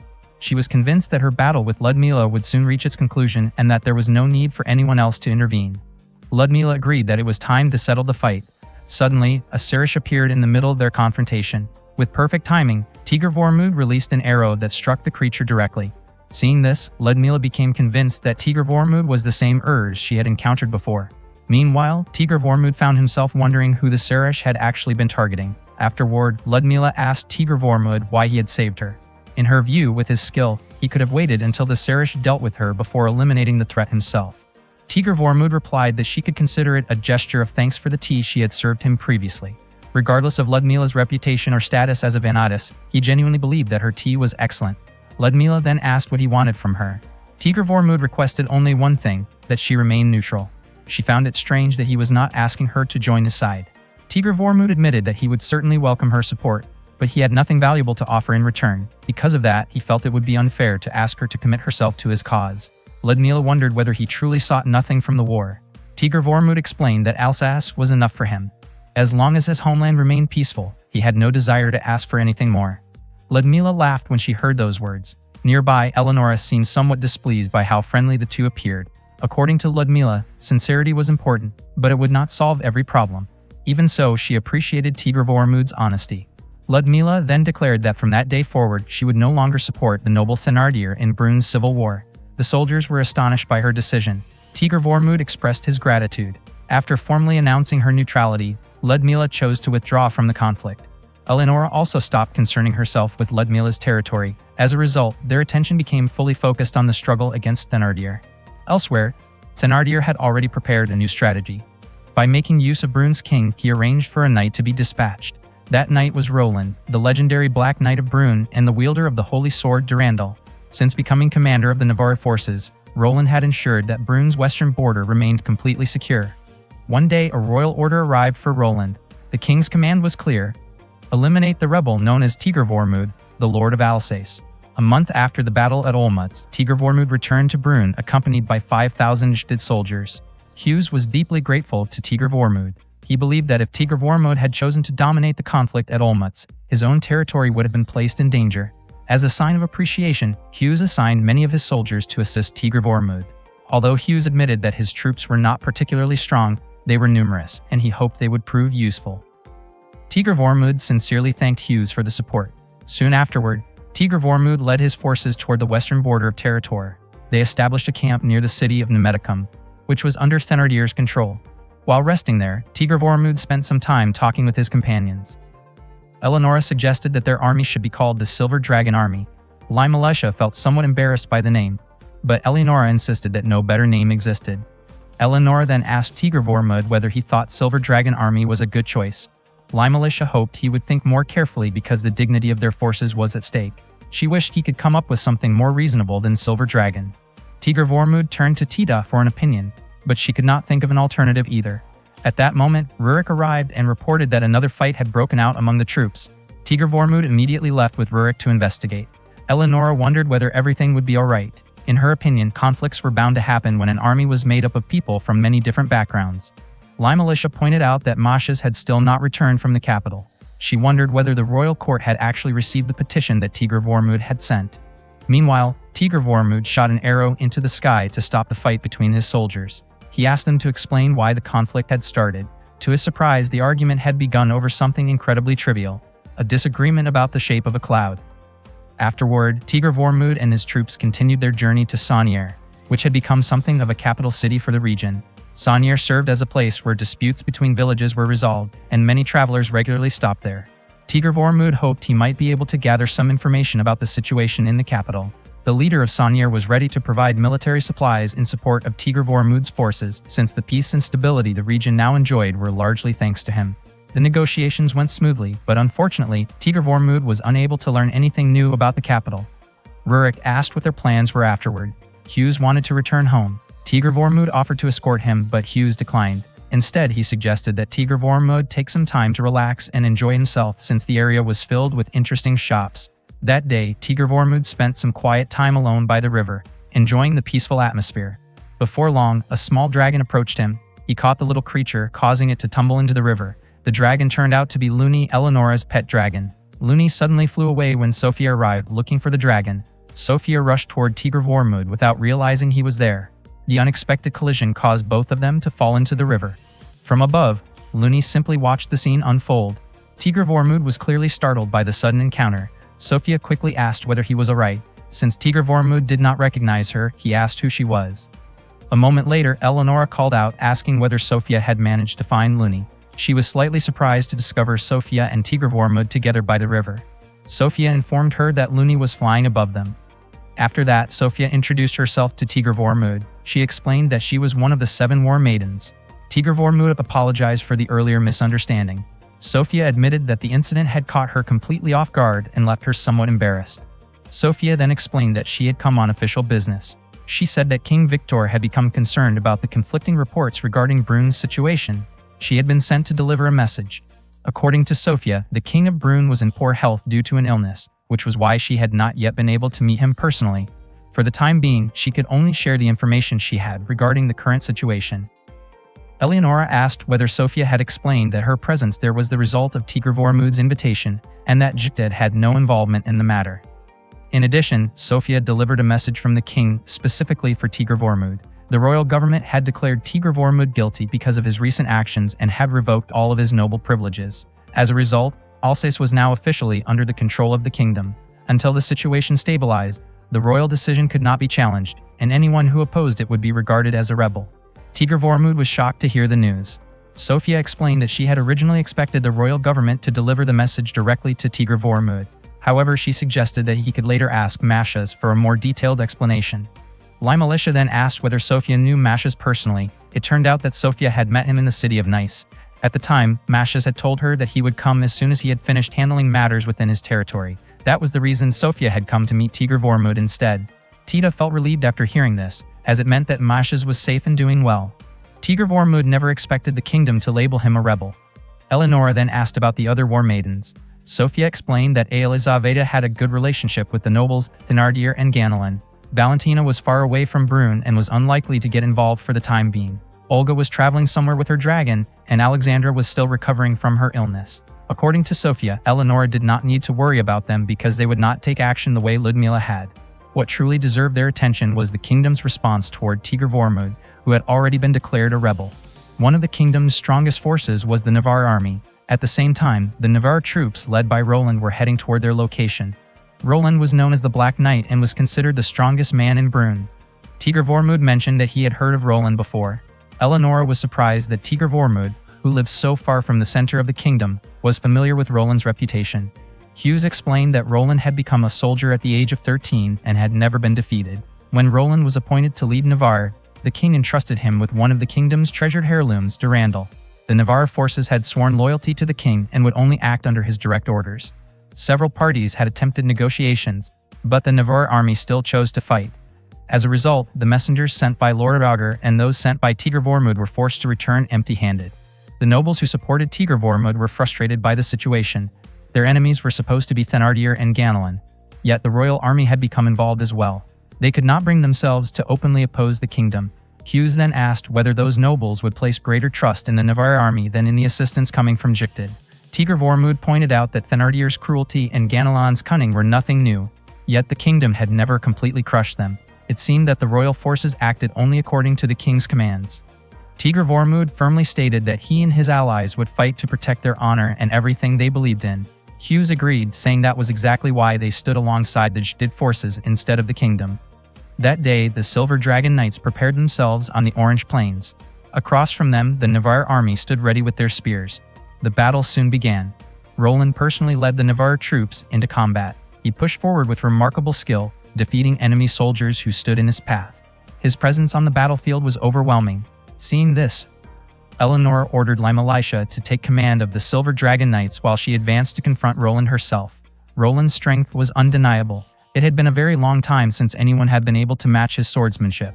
Curious, Roland asked who Eleonora really was. Eleonora introduced herself as one of the war maidens. Roland realized that he had never met someone as powerful as her. He stated that he did not care about Eleonora's reasons for participating in the war, but he could not overlook the fact that she had entered Brünn without the king's permission. Before long, several Silver Dragon Knights moved forward to support Eleonora. She could not understand why they had advanced at that moment. Roland quickly drove them back with his sword. Eleonora once again faced Roland in a fierce clash of blades. Both warriors displayed extraordinary skill. As the battle continued, Eleonora felt that the situation could become increasingly dangerous if it was allowed to continue. She was thrown from her horse and briefly considered using dragon magic, but she hesitated because Roland was still a human opponent. Roland continued pressing forward toward her position.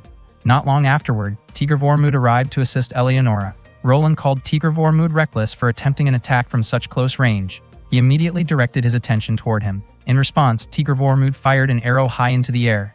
He then quickly helped Eleonora retreat from the battlefield. Roland immediately pursued them. However, the arrow that Tigr Vormund had fired earlier struck Roland's horse, causing it to lose its footing and fall. Roland was certain that the shot had been carefully calculated rather than fired at random. Meanwhile, Eleonora thanked Tigr Vormund and felt certain that Roland must have been surprised by his skill. Soon afterward, Tigr Vormund's strength faded and he lost consciousness. At the same time, enemy troops began drawing closer. Fortunately, Sofia arrived to help them. She instructed Eleonora to take Tigr Vormund away as quickly as possible while she dealt with the approaching soldiers. As the Navarra forces closed in, Sofia struck her staff against the ground and called upon the radiant power of Falvarna. Sofia slammed her staff into the ground and then used the power of Falvarna's light. In an instant, she managed to drive back all of Navarre's forces. Only Roland remained. Roland realized that he could not get any closer to the wall of light created by Sofia. He asked whether the wall of light was a combination of several different spells. Sofia confirmed it.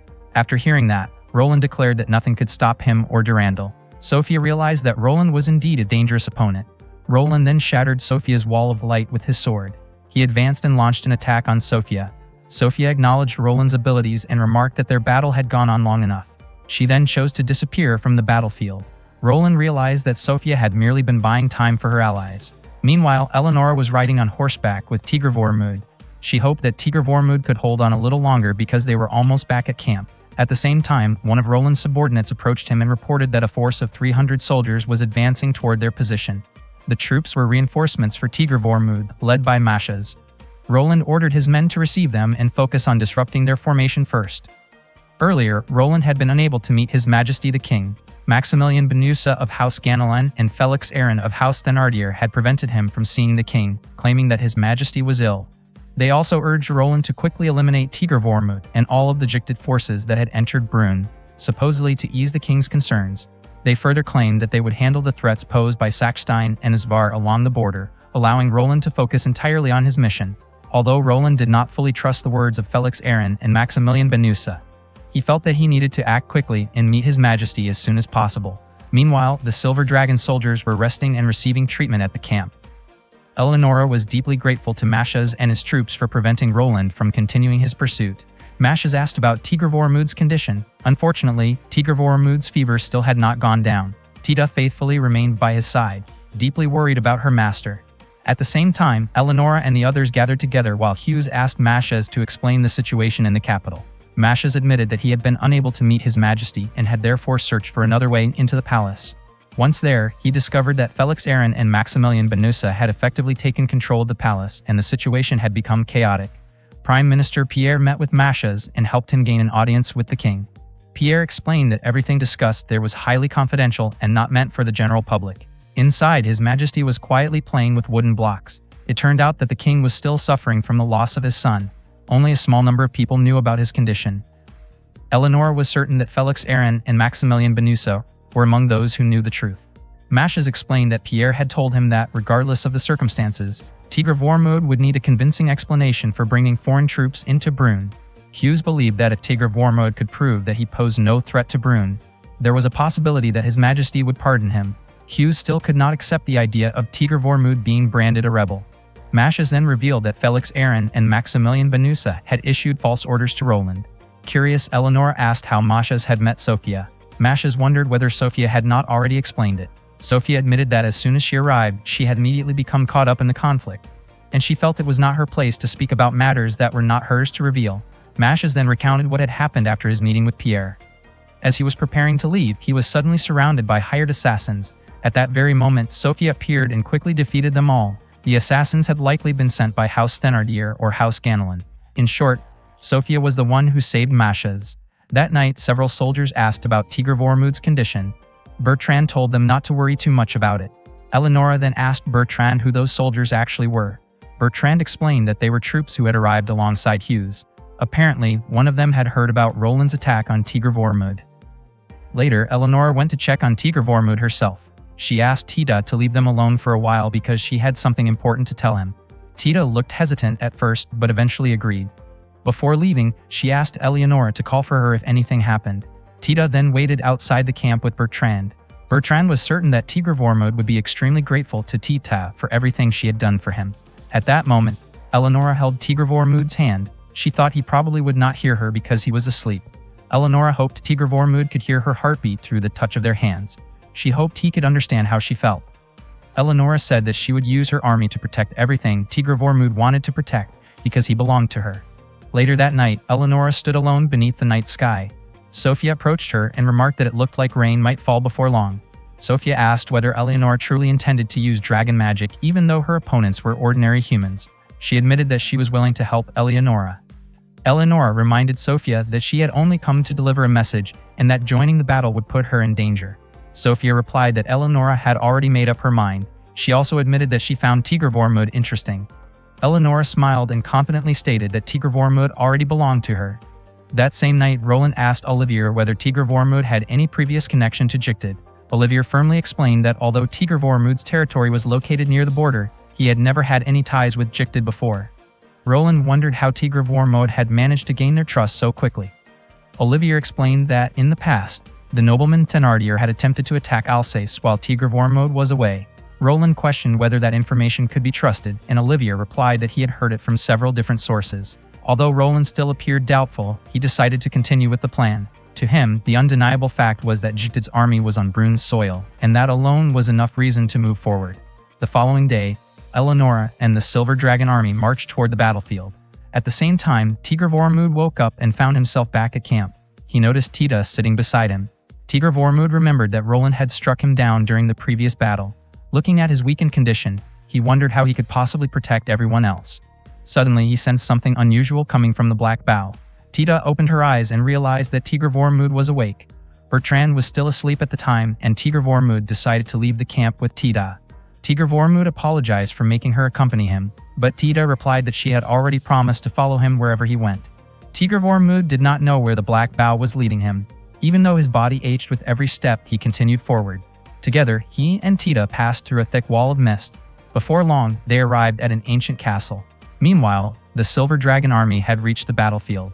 The wounded soldiers remained behind at the camp while the rest moved into position. Ahead of them stood Navarre's forces, prepared in a crescent-shaped formation. Navarre's 1st Division would focus on weakening the enemy's defenses. The 2nd Division would strike at the enemy's flanks. The 3rd Division would cover a wider area and attack from the sides while the enemy attempted to launch a counterattack. By repeatedly executing these coordinated maneuvers, they could overwhelm their opponents through discipline and teamwork. In terms of strategy, Brune's knightly forces held the advantage. The battle began, and Olivier immediately ordered the 1st Division to advance. Meanwhile, Tigre Vormud and Tita entered the old castle. Tigre Vormud had no idea what kind of place it was. Inside, they discovered carvings on the castle walls. Tita guessed that they depicted Tir na Fa, the goddess who dwelled between night and darkness, a deity associated with shadows and the passage of life. Tigre Vormud called out, wondering whether Tir na Fa was the one who had brought him there. Suddenly, Tita became possessed by Tir na Fa's spirit. Through Tita, Tir na Fa explained that she had not summoned Tigre Vormud. However, she believed that he had come seeking power. At the same time, the battle continued outside. Many soldiers of the Silver Dragon army were being defeated by Roland and his forces. Tir na Fa told Tigre Vormud that at that very moment, his companions were fighting and falling one after another. Tigre Vormud asked whether, if he truly needed power, Tir na Fa would show him the way to obtain it. Tir na Fa agreed to grant him power, but only if he could prove the strength of his determination. She instructed Tigre Vormud to draw his bow and aim at Tita as a test of his resolve and the depth of his feelings. If the Black Bough recognized and accepted his conviction, Tir na Fa promised that she would grant him greater power. Tigre Vormud then asked whether Tir na Fa would release Tita if he refused to carry out the test. Tir na Fa responded by reminding him that Tita was also someone deeply important to him.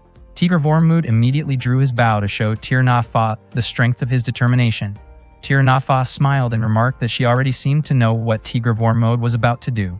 She questioned whether he was truly certain about his decision, warning that even the slightest miscalculation could put Tita in serious danger. Tigr Vormund aimed at Tita, but he had no intention of letting her die. The arrow shot toward her chest, and at that moment all of Tita's clothing was torn apart. Tir na Fa realized that Tigr Vormund had poured an enormous amount of power into the arrow, causing it to break apart before it could strike Tita directly. Tir na Fa acknowledged that Tigr Vormund had passed her test of resolve. Tita regained consciousness and burst into tears in shock at what had happened. Tigr Vormund quickly handed over his cloak so she could cover herself. Tita continued crying uncontrollably as Tir na Fa's castle once again disappeared into the surrounding mist. Afterward, Tigr Vormund mounted his horse and headed toward the battlefield. Tir na Fa's words continued to echo in his mind. She had expressed her anticipation for the new power that Tigr Vormund would develop with his own hands. Meanwhile, the battle was still raging. Ludmila ordered her troops to fire arrows at the enemy forces trapped in the flowing water. Earlier, the Silver Dragon army had constructed a dam using piles of sandbags, redirecting the river toward the battlefield. The strategy had been discussed the previous night. Once the river flowed into the battlefield, the land would turn into a giant trench. Their goal was to lure the enemy into that area and then launch their attack. At the same time, Roland and Eleonora were engaged in battle. Eleonora deliberately moved away, and Roland quickly understood that she intended to draw him away from his troops. He continued chasing her and relentlessly launched attacks. Eleonora then used Verney and leaped high into the air. Roland was convinced that a technique like that would never stop his Durandal. Eleonora rushed forward and unleashed Mutarascu along with Lay Admos, creating a devastating storm of wind that swept everything aside. Roland's body was thrown back by the powerful gusts she created. Even then, Eleonora was unsure whether her attack had been enough to defeat Roland. Roland loudly declared that he was a knight. He drew his sword and effortlessly cut through the swirling winds. Roland admitted that Eleonora's power was terrifying, but her determination was even more frightening. He declared that he would not lose to her and steadily advanced toward Eleonora and Sophia. Eleonora appeared visibly alarmed. Suddenly, an arrow flew toward Roland. He immediately deflected it with his sword. Roland was astonished that Tigr Vormund had managed to fire an arrow from such an incredible distance. Eleonora was equally surprised to see Tigr Vormund arrive. Once Tigr Vormund reached them, Roland questioned his decision to bring Jicted's army into Brunn to protect Alsace. Tigr Vormund openly admitted that Eleonora and the Jicted forces were working under his command to defend Alsace. Eleonora emphasized that their true enemy was the noble Thénardier. Their goal was to make Thénardier answer for his wrongdoing. Once she received the compensation she had been promised, she and her army would return to their homeland. Eleonora then asked Roland whether he would join them and fight by their side. Roland refused the offer. He explained that he and the Navarre forces would only obey the commands of His Majesty the King. Because of that, he could not ignore someone considered a rebel like Tigr Vormund. Roland then raised his sword with both hands, preparing to unleash the full extent of his power. At that moment, Tigr Vormund was struck by intense pain from his injuries. Eleonora stopped him, unwilling to let him throw his life away. She insisted that he still had to survive. Just then, Roland charged directly toward Tigr Vormund. Tigr Vormund drew his bow and declared that he would protect his people. He released an arrow from his black bow. Roland proclaimed himself a knight entrusted with a sacred heirloom by His Majesty the King. He swung his sword to destroy the arrow fired by Tigr Vormund. The clash of their powers was overwhelming. The force released by Roland was so immense that it affected the surrounding area. Eleonora could hardly believe that Roland was still standing after releasing such tremendous power. However, Roland suddenly admitted defeat, explaining that he could no longer move his arms. Not long afterward, Tigr Vormund lost consciousness. The Navarre army had lost half of its forces, and the battle finally came to an end when Roland surrendered. The Silver Dragon army moved ever closer to its inevitable confrontation with Thénardier. During that time, Eleonora remained by Tigr Vormund's side, carefully watching over him while he lay unconscious. That day, the battle between the Silver Dragon army and the Navarre forces finally came to an end. The soldiers began clearing away the weapons and equipment scattered across the battlefield. During that time, Rurik noticed Olivier and Roland signing an agreement. According to Roland, with the battle now concluded, the western side of the land would be designated as a burial site for the Navarre Order, while the eastern side would become the resting place of the fallen Silver Dragon soldiers. Olivier also allowed Tigr Vormund to make use of any equipment that the Navarre forces chose not to retrieve. He pointed out that Navarre armor was extremely valuable, and Roland assured him that it would be put to good use.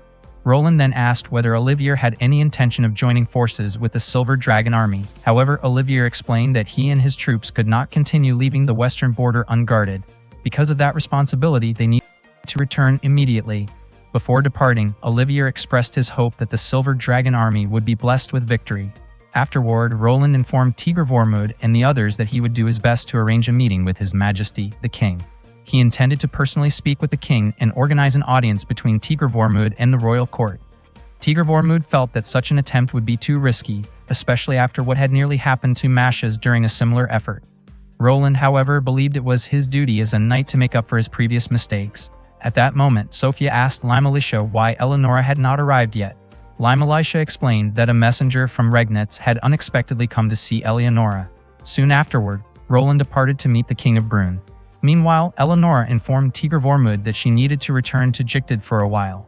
She explained that she had a close friend whom she greatly admired, a war maiden named Alexandra. Everyone usually called her Sasha. Regnitz, Alexandra's territory, was currently under attack by another war maiden, and Eleonora felt obligated to help protect her. Eleonora explained that she and Alexandra had once promised to come to each other's aid whenever one of them faced danger. She also revealed that Alexandra had been suffering from a serious illness. When Eleonora visited her during the previous summer, Alexandra had already lost the ability to walk on her own. Despite her condition, Alexandra's dragonic tool had never left her side. Tigre Vormud understood the situation completely and assured Eleonora that he would manage the army during her absence. Grateful for his support, Eleonora thanked him and promptly set off on her journey. Meanwhile, Roland traveled alone to the palace in Nice. Upon arriving, he spoke with the palace guards and explained that he needed to discuss an important matter with His Majesty. Before long, he was escorted into a room. However, the door was suddenly closed behind him, leaving him trapped inside.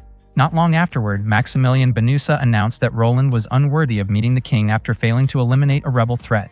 Maximilien harshly criticized Roland, claiming that he had failed to carry out the orders entrusted to him. Soon after, Maximilien released a swarm of bees into the room. He boasted that 1,000 bees could easily bring down a lion. The swarm had been released with the intention of punishing Roland. As the situation unfolded, Roland recalled the words His Majesty had once spoken to him, encouraging him to become a knight among knights. On the same day, Eleonora, Limalicia, and their troops began their march toward Regnitz. Meanwhile, Sophia also said her farewell to Tigre Vormud. She urged him not to act recklessly and promised to return as soon as possible. After Sophia left, Rurik playfully teased Tigre Vormud for watching a woman depart with a smile on his face. Tigre Vormud then asked why Rurik had not returned home with the others. Rurik explained that winter in Brunn was much warmer than in his homeland. Ever since losing his hair, he had become especially sensitive to the cold. He also mentioned that around 1,000 soldiers had accompanied Eleonora, while many of the soldiers who admired Tigre Vormud had chosen to remain behind. Rurik hoped Tigre Vormud would make good use of their loyalty and abilities. Not long afterward, Mashes brought shocking news that Roland had lost his life following a royal punishment. Elsewhere, Felix Aaron confronted Maximilien Benusa over Roland's death. Maximilien acknowledged Roland's strength and stated that Roland had faced his final moments with dignity. Felix then raised concerns about the western border, believing that Sachstein and Esvire would surely take advantage of the situation. Maximilien, however, argued that Felix should be more concerned about the southern border. Reports indicated that Muozinellan forces were already approaching by both sea and land routes.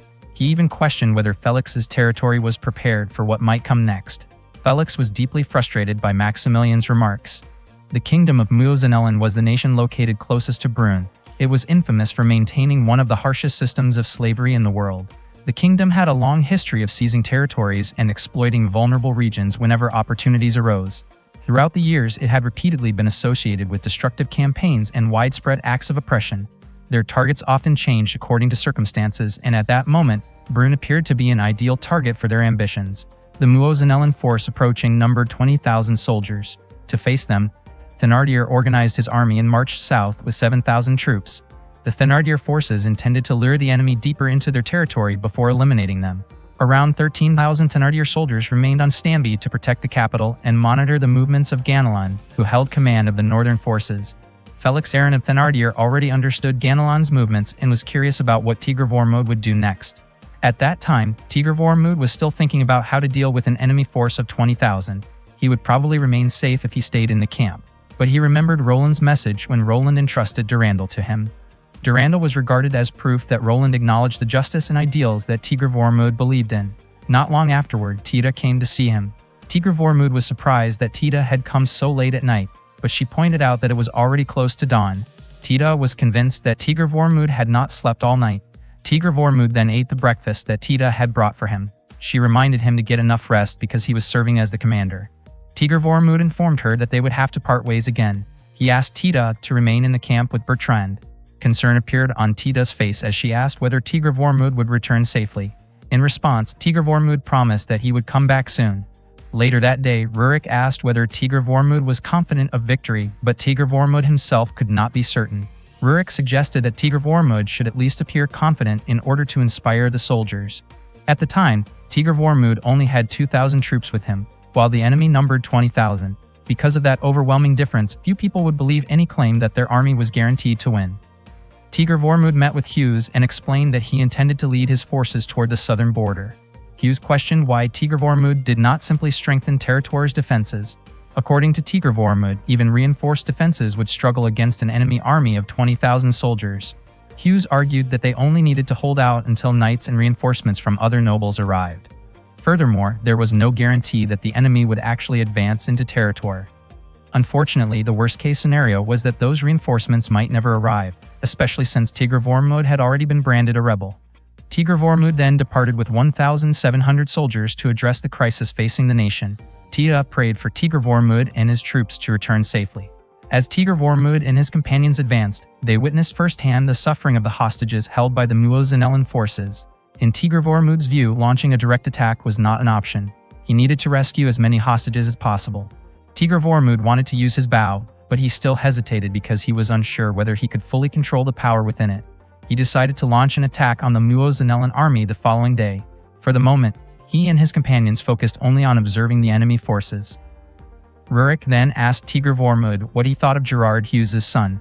Tigr Vormud considered Gerard to be a capable and resourceful person. In fact, he felt grateful for Gerard's actions during the battle against Roland. Rurik admitted that he did not like Gerard because he believed Gerard had a talent for manipulating others. Not long afterward, Tigr Vormud noticed a young girl who had fallen and was surrounded by enemy soldiers. Using his bow, he swiftly drove away the attackers and secured the area. He then approached the girl and checked on her condition. She appeared frightened at first, but after Tigr Vormud introduced himself, she smiled. A moment later, the girl lost consciousness, and Tigr Vormud immediately helped her. That night, Tigr Vormud held a meeting with Rurik and Gerard. They discussed the shortage of supplies needed to sustain a prolonged military campaign. Gerard also raised concerns about the Muozanellan army forcing prisoners into labor and placing captives in dangerous situations during military operations. The following day, Kashim, a general of the Muozanellan army, received a report that approximately 200 Brune soldiers had attacked their left flank using arrows and stones. In response, Kashim ordered one of his subordinates to dispatch 3,000 troops to deal with the Brune force. He was convinced that the group of 200 soldiers was merely a decoy and instructed his men to locate the main Brune army. By order of General Kashim, 3,000 Muozanellan soldiers, consisting of 1,000 archers and 2,000 spearmen, were deployed. They pursued the retreating Brune forces. The Brune soldiers deliberately led them into a fairly narrow mountain pass. As soon as they arrived at the pass, the Muozanellan troops spotted the main force of around 5,000 to 6,000 soldiers. At that moment, Tigr Vormud ordered his army to launch an attack on the Muozanellan troops. The Muozanellan soldiers had no room to retreat and could not escape the battle. As a result, the first clash proceeded without any major complications. Rurik then instructed everyone to gather every usable weapon left on the battlefield. Tigr Vormud continued launching one strategy after another. His goal was to gradually wear down the Muozanellan forces and reduce their numbers. After repeating his surprise attacks several times, Tigr Vormud succeeded in reducing the enemy force from 20,000 soldiers to 18,000. However, Kashim responded by using hostages as bait to lure the Brune army out of hiding. After carrying out his plan, the Muozanellan forces dispatched 3,000 soldiers to attack and pin down the enemy while the main force remained behind. Kashim felt confident because he greatly outnumbered Tigr Vormud's army. He was certain that Tigr Vormud's forces could not defeat him. At that time, the Silver Dragon Knights were prepared for battle. Though they numbered only 600 soldiers, Kashim could hardly believe that an archer like Tigr Vormud was actually the commander of the Brune army. He was convinced that the force standing before him was merely a decoy. Tigr Vormud demanded that the Muozanellan army put an end to its cruelty. Just as the battle was about to begin, reinforcements suddenly arrived. The Muozanellan soldiers were shocked to discover that the reinforcements came from Jiktid. Once the battle started, both armies immediately clashed. Even then, Kashim remained convinced that the enemy's tactics were nothing more than cheap tricks that could never defeat his forces. Without hesitation, Tigr Vormud released an arrow toward Kashim. Kashim considered the attempt absurd because the distance between them was more than 300 alsans. However, to everyone's surprise, the arrow flew straight toward its target and struck Kashim in the head, causing him to collapse instantly. The moment the Muozinellan soldiers learned that their commander had fallen, they immediately fled the battlefield. Tigr Vormud ordered his troops not to allow a single enemy soldier to escape. Rurik could hardly believe how smoothly the battle had gone. According to Tigr Vormud, their success was largely due to the enemy's carelessness. That was why the Muozinellan army had positioned its main force at the front. Rurik was certain that the Muozinellan soldiers had never imagined that a Brune archer could accurately hit a target from over 300 alsans away. After the battle, one of the former hostages angrily confronted Tigr Vormud for not revealing himself sooner, believing that it might have prevented some of the hostage casualties. Tigr Vormud sincerely apologized. All of the captives were then released. A young girl thanked Tigr Vormud for saving the townspeople and for avenging her father. Although she understood the concerns expressed by the former hostage, she still wanted to express her gratitude. Tigr Vormud humbly thanked her in return. Jared witnessed just how humble Tigr Vormud truly was. During the campaign, the Muozinellan army lost a total of 5,000 soldiers, while nearly a quarter of their forces fell into the Agnes ravine. That night, Tigr Vormud and the others rested. Jared reported that 1,503 soldiers had survived, while 462 had been wounded. The 2,000 rescued hostages would be escorted to Territor. Not long afterward, Rurik arrived and called everyone to a meeting. He revealed that the Muozinellan army they had fought was merely an advance force. He had obtained this information from one of the Muozinellan prisoners. The enemy's main army was estimated to number around 30,000 soldiers. If the troops who had escaped earlier rejoined them, their total strength could reach 40,000. Tigr Vormud believed that the enemy forces would be exhausted after enduring repeated attacks. The following day, Tigr Vormud and his soldiers escorted the civilians toward Territor. At the same time, another Muozinellan force of roughly 3,000 to 4,000 soldiers was advancing in their direction. Rurik believed that the enemy's strategy appeared far more organized than before. Tigr Vormud instructed Rurik to oversee the civilian convoy while he and a portion of the archers moved ahead to confront the Muozinellan army. Tigr Vormud felt fortunate that they still had enough open space to make effective use of their bows. Tigr Vormud and the archers unleashed a volley of arrows, but the attack failed to slow the Muozinellan advance.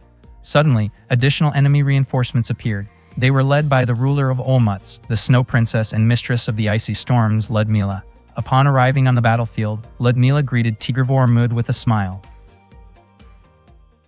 One day in the past, Ludmila and Eleonora were about to face off against each other when Alexandra suddenly arrived and asked what they were doing. Naturally, both Eleonora and Ludmila immediately blamed one another. Alexandra then offered to become their opponent. She challenged them to attack her together. If either of them could land even a small scratch on her, she would grant whatever they wished for an entire day. However, if they failed, they would have to make peace with each other. Upon hearing the challenge, Eleonora and Ludmila immediately rushed toward Alexandra. However, both of them were swiftly defeated by her. Alexandra advised them to strengthen their resolve when using their dragonic vessels and to use those powers to help others rather than fight over trivial matters.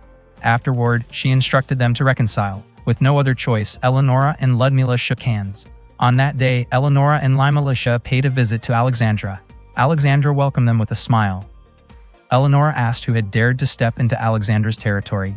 Alexandra explained that it was Elizaveta, the Thunderstorm Princess. Eleonora then asked why Elizaveta had mobilized her forces. Alexandra began recounting the events.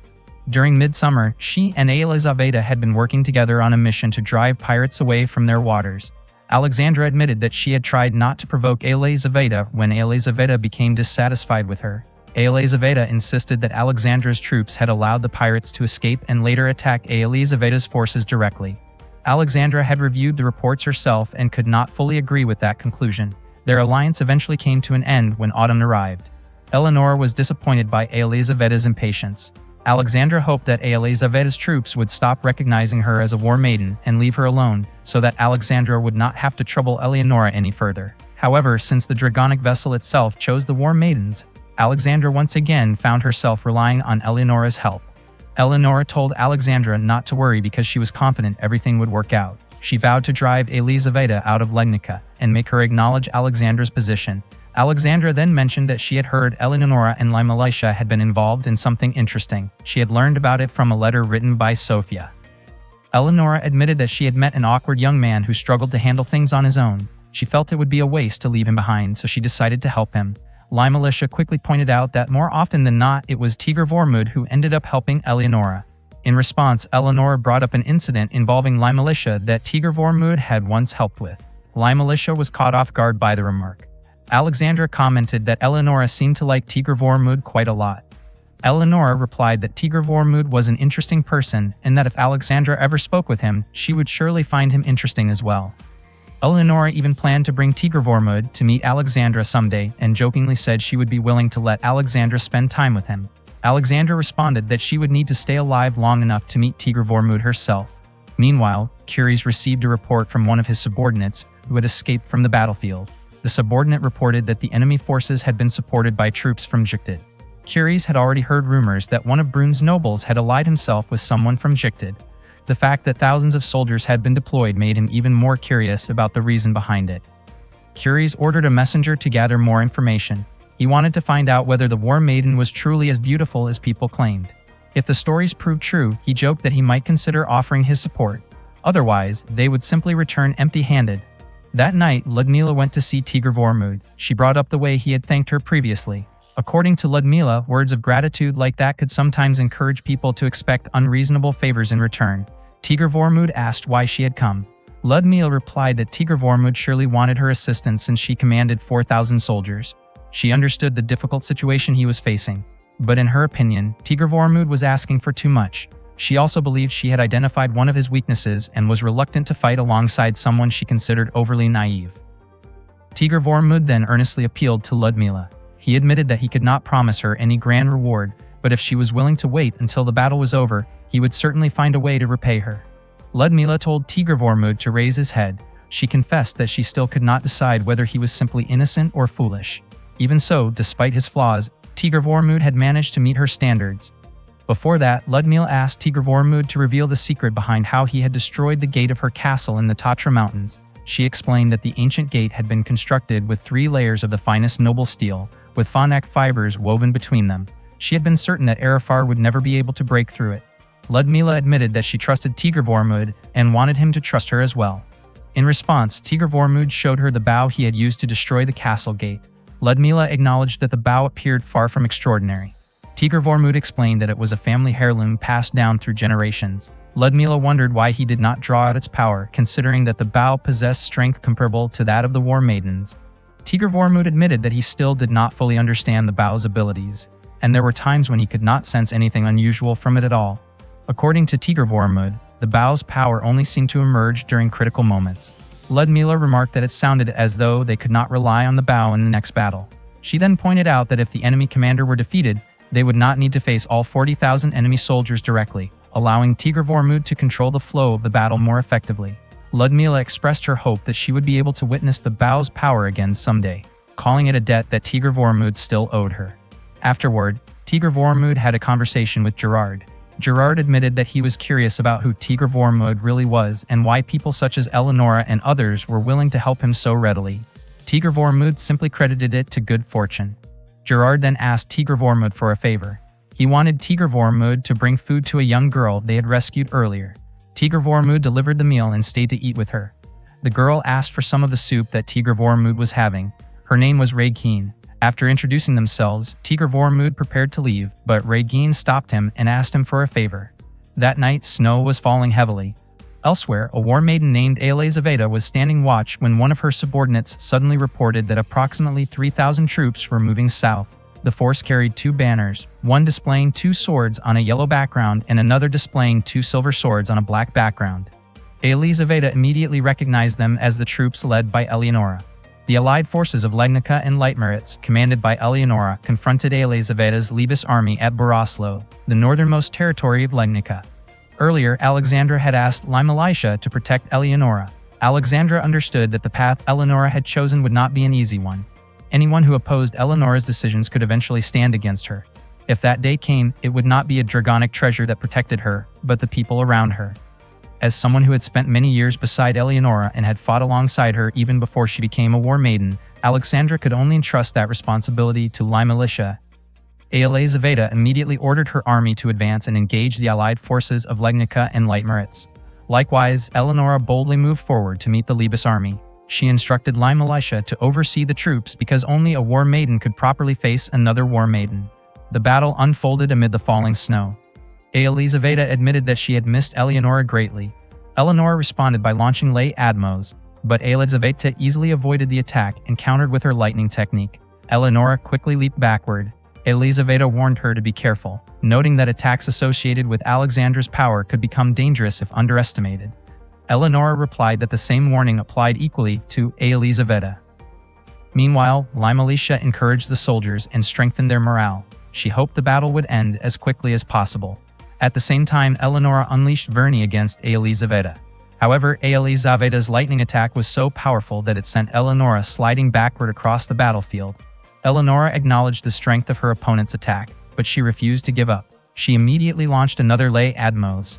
Elizaveta answered with her own Gran Lazriga.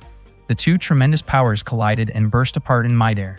Seeing that Eleonora remained standing, Elizaveta initially assumed that the clash had ended in a draw. A moment later, however, she realized that Eleonora's attack had actually forced her backward. Elizaveta then proposed ending the battle. Eleonora still wished to defeat her rival, but Elizaveta reminded her that time was running short. At that very moment, the nobles Thénardier and Ganelon were already preparing to mobilize their armies. Elizaveta added that Ganelon's forces were ready to move, and no one knew which army they would target first. In addition, the Muozanellan forces were currently invading Brünn, and the troops involved were far from insignificant. She asked whether Eleonora truly wanted to continue their contest simply to determine who was stronger. If their duel continued, it would only give the surrounding armies more time to suffer unnecessary losses. Elizaveta proposed an agreement. Both sides would withdraw their troops and calmly discuss the pirate issue that Eleonora had previously learned about. Eleonora agreed to the proposal, but she requested that Elizaveta offer Alexandra a sincere and proper apology. Elizaveta accepted the condition, and so the Battle of Boroslo came to an end. Both armies returned to their respective territories. The soldiers of Legnica expressed their gratitude to Eleonora. As dawn approached, Eleonora and her forces began their journey back to Leitmeritz. On the way home, Eleonora hoped that Tigr Vormund would not act recklessly and would be willing to wait for her return. Meanwhile, Ludmila told Tigr Vormund and Rurik that they would defeat Muozanellan in a single battle. Rurik wondered whether that was even possible. In Ludmila's view, it was not a question of whether they could do it or not. It was something they had to accomplish. She understood that Tigr Vormund was probably exhausted at the time, but she reminded him to stay focused on discussing their strategy. Ludmila was convinced that the Silver Dragon troops would not be able to endure more than one major battle. Tigr Vormund asked whether she had any additional plans. According to Ludmila, just as Tigr Vormund had done before when facing enemies with far greater numbers, they needed to target either the enemy's supplies or its commander first. However, attacking the supplies was impossible at the moment because their forces would likely be overwhelmed before they could even break through the enemy defenses. Rurik asked if that meant it was Tigr Vormund's chance to demonstrate his abilities.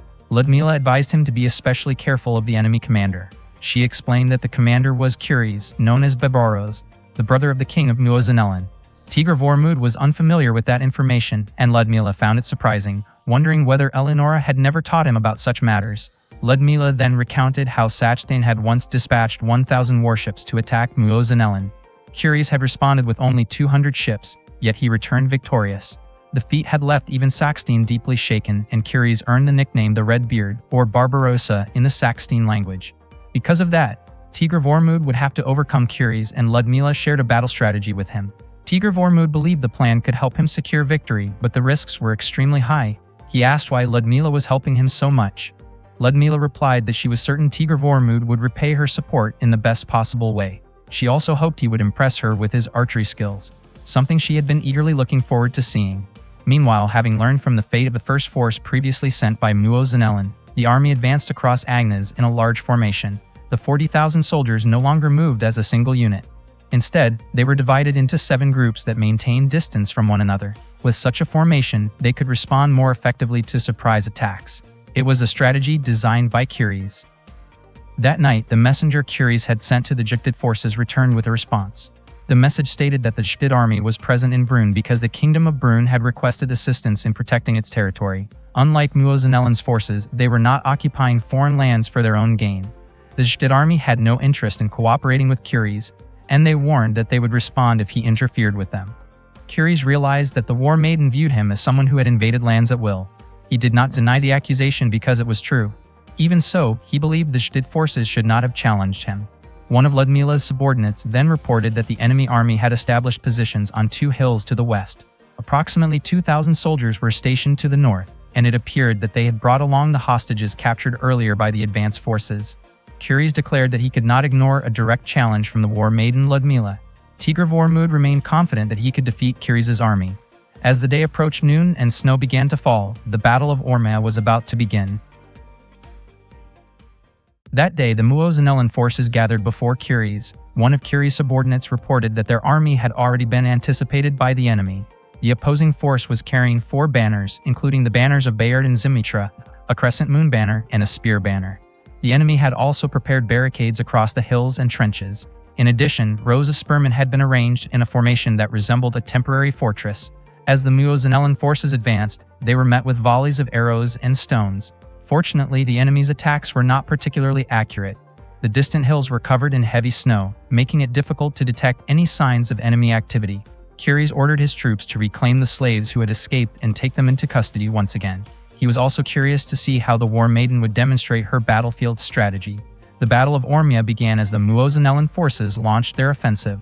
After discovering the location of the enemy's small fortress, the Muozanellan army immediately surrounded the hill with their 1st through 4th divisions. Meanwhile, the 5th through 7th divisions pursued a group of civilians who appeared to be moving away from the battlefield.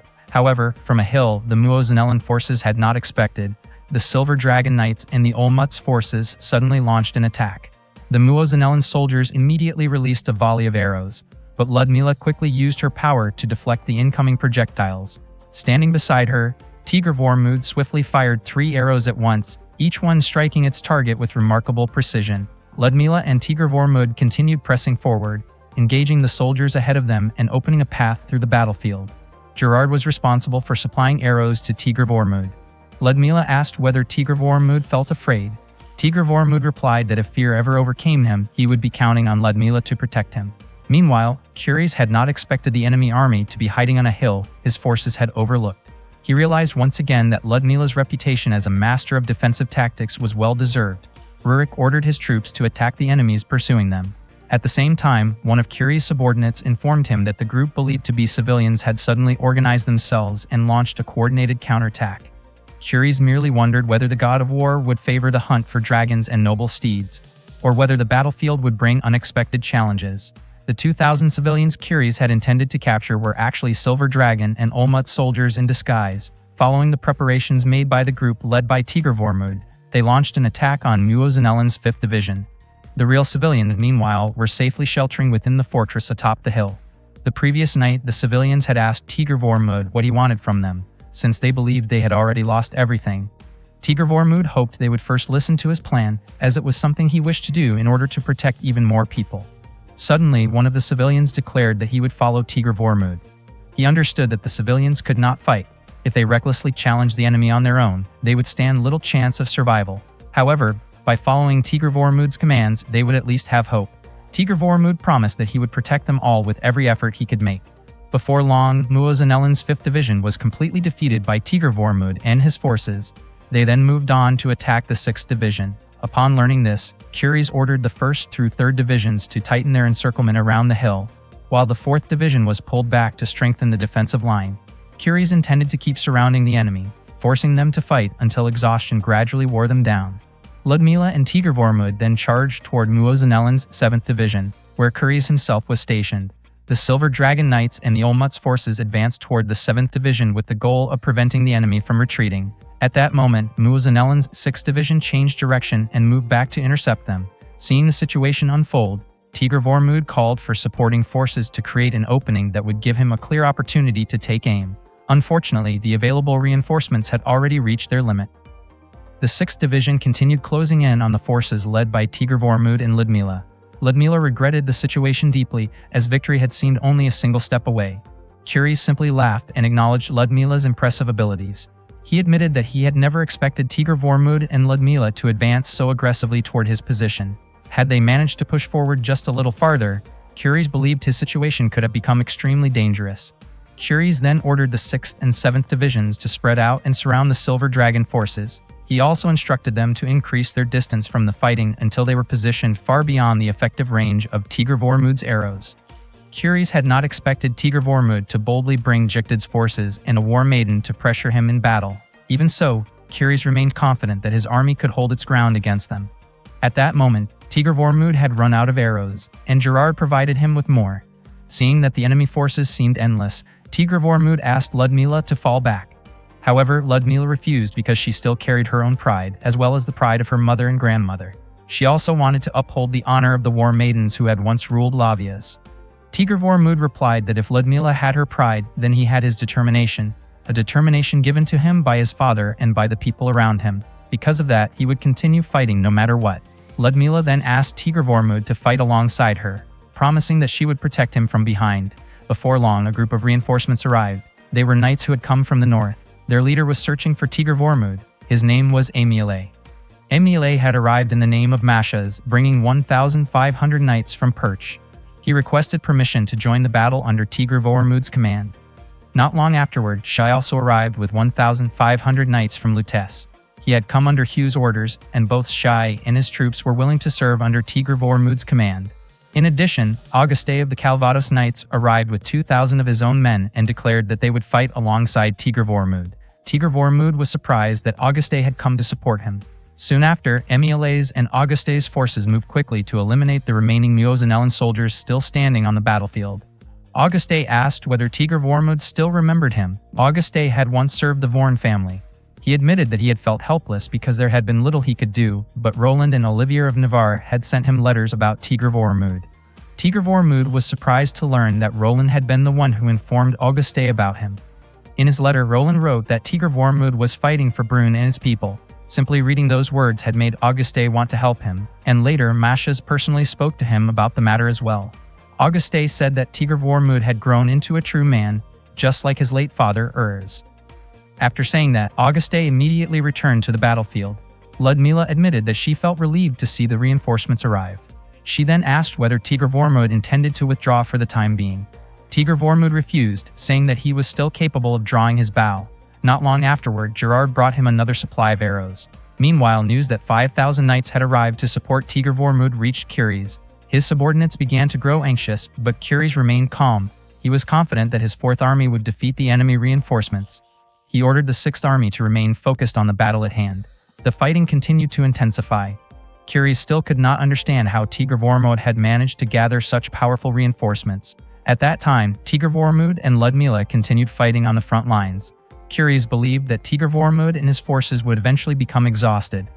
Once that happened, the Muozinellan army would be able to overwhelm them along with the knights supporting them. Before long, another force of 3,000 soldiers appeared and began approaching the battlefield. The 6th army was soon caught off guard by the new arrivals, and it seemed that the enemy forces had begun to seize the momentum of the battle. Curies was puzzled. His scouts had carried out their duties well, yet such an unexpected development had still occurred. He wondered if this was what people referred to as the power of a war maiden, the ability to consistently bring victory wherever she fought. Curies reminded his subordinates that the battle was not over. Their objective remained the same, to conquer Brune's southern border. He then ordered all of his forces to withdraw and regroup. The battle had claimed approximately 6,000 lives. That night, Curies carefully considered what strategy he should adopt next. He had lost nearly 30% of both his vanguard troops and his main army. He was still waiting for information from the scouts he had dispatched.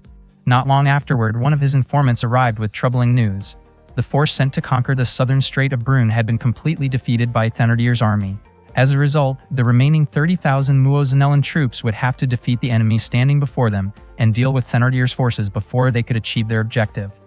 Faced with these circumstances, Curies decided to retreat. He did not want to waste his soldiers in a costly and uncertain campaign. He concluded that he needed to learn more about the opposing commander, Tigr Vormud. Curies openly acknowledged that he had developed great respect and admiration for him. The messenger delivered a message to Tigr Vormud, saying that Curies and his troops had been deeply moved by the battle Tigr Vormud had fought to protect the territory. In addition, Curies praised Tigr Vormud's extraordinary archery skills. As a result, Tigr Vormud was awarded the title of Silvrash, which meant someone capable of shooting an arrow toward the stars. The battle ended with a victory for the Silver Dragon forces. After hearing the message, Tigr Vormud could hardly believe that they had won, while Ludmila was convinced that it was not a trap. Suddenly, Tigr Vormud's body gave out from exhaustion. Ludmila was startled by his condition. She realized that he had endured a long and difficult battle and had shown tremendous determination throughout the ordeal. Ludmila remarked on how remarkable Tigr Vormud was. She stayed close to him as he rested, and before long, both of them fell asleep. Not long afterward, Gerard came to Tigr Vormud's tent to discuss their next plan. However, he found Tigr Vormud and Ludmila resting peacefully inside the tent. Gerard simply smiled and quietly left. The following morning, Ludmila woke up after hearing someone approaching the tent. Suddenly, Eleonora arrived and called out to Tigr Vormud, but she was surprised to find Ludmila resting beside him. Shortly afterward, Limelisha also arrived at the tent. That morning, the people at the refugee camp were having breakfast together. At the time, Rurik and Gerard were arguing about the calculation of their remaining supplies. Bertrand asked Tita to visit Tigr Vormud, but she declined because she had already greeted him. Besides, she was certain that Tigr Vormud was busy meeting all the people who had come to see him. At that moment, Tita only wanted to do something useful by helping distribute food. She never expected Tigr Vormud to save so many people. Bertrand commented that Tigr Vormud had truly matured. Meanwhile, Limelisha asked Mashes what she should do to make up for her departure during the previous battle. Mashes told her not to dwell on it because the circumstances had been unavoidable. According to Hughes, the most important outcome of everything that had happened was that Tigr Vormud had earned widespread praise for his victory. He noted that both Tigr Vormud and Roland had lived by the teachings left behind by those who had passed away, allowing them to reach such impressive heights. Hughes admitted that he himself was not yet capable of doing the same. Limelisha confessed that she had initially thought Tigr Vormud was merely a reckless man blessed with good luck. However, by then, he had become someone with considerable influence in Brünn. Mashes wondered what Tigr Vormud would choose to do next. Later that day, in front of Eleonora, Ludmila deliberately invited Tigr Vormud to her tent, saying that she would prepare a refreshing tea to help him recover from his fatigue. Eleonora was clearly unhappy to see how familiar Ludmila had become with Tigr Vormud. She even pulled Tigr Vormud aside, explaining that she needed to discuss something important with him. Ludmila tried to stop her and pointed out that Eleonora had not been by Tigr Vormud's side when he needed support the most. The two women then exchanged sharp remarks and criticized one another. Before long, Ludmila was called away to manage the supplies. She looked annoyed but said that she would head there immediately. Tigr Vormud thanked Ludmila for the invitation and told her that he would gladly ask for her help again in the future. Ludmila smiled and promptly left. That night, Eleonora and Tigr Vormud gazed at the beautiful night sky together. Eleonora wondered why Tigr Vormud had been so easily affected by Ludmila's playful charm, to the point that he seemed completely distracted. She pointed out that Ludmila had stood beside Tigr Vormud and fought against Muozinelen. Eleonora admitted that Tigr Vormud was a man who continually impressed her. Tigr Vormud apologized for the many soldiers from Eleonora's army who had fallen during the battle. Eleonora smiled and invited him to lie down beside her as they looked up at the night sky. She gently held Tigr Vormud's hand and asked whether he regretted any of the battles he had fought up to that moment. Eleonora then suggested that they offer a prayer for those who had lost their lives.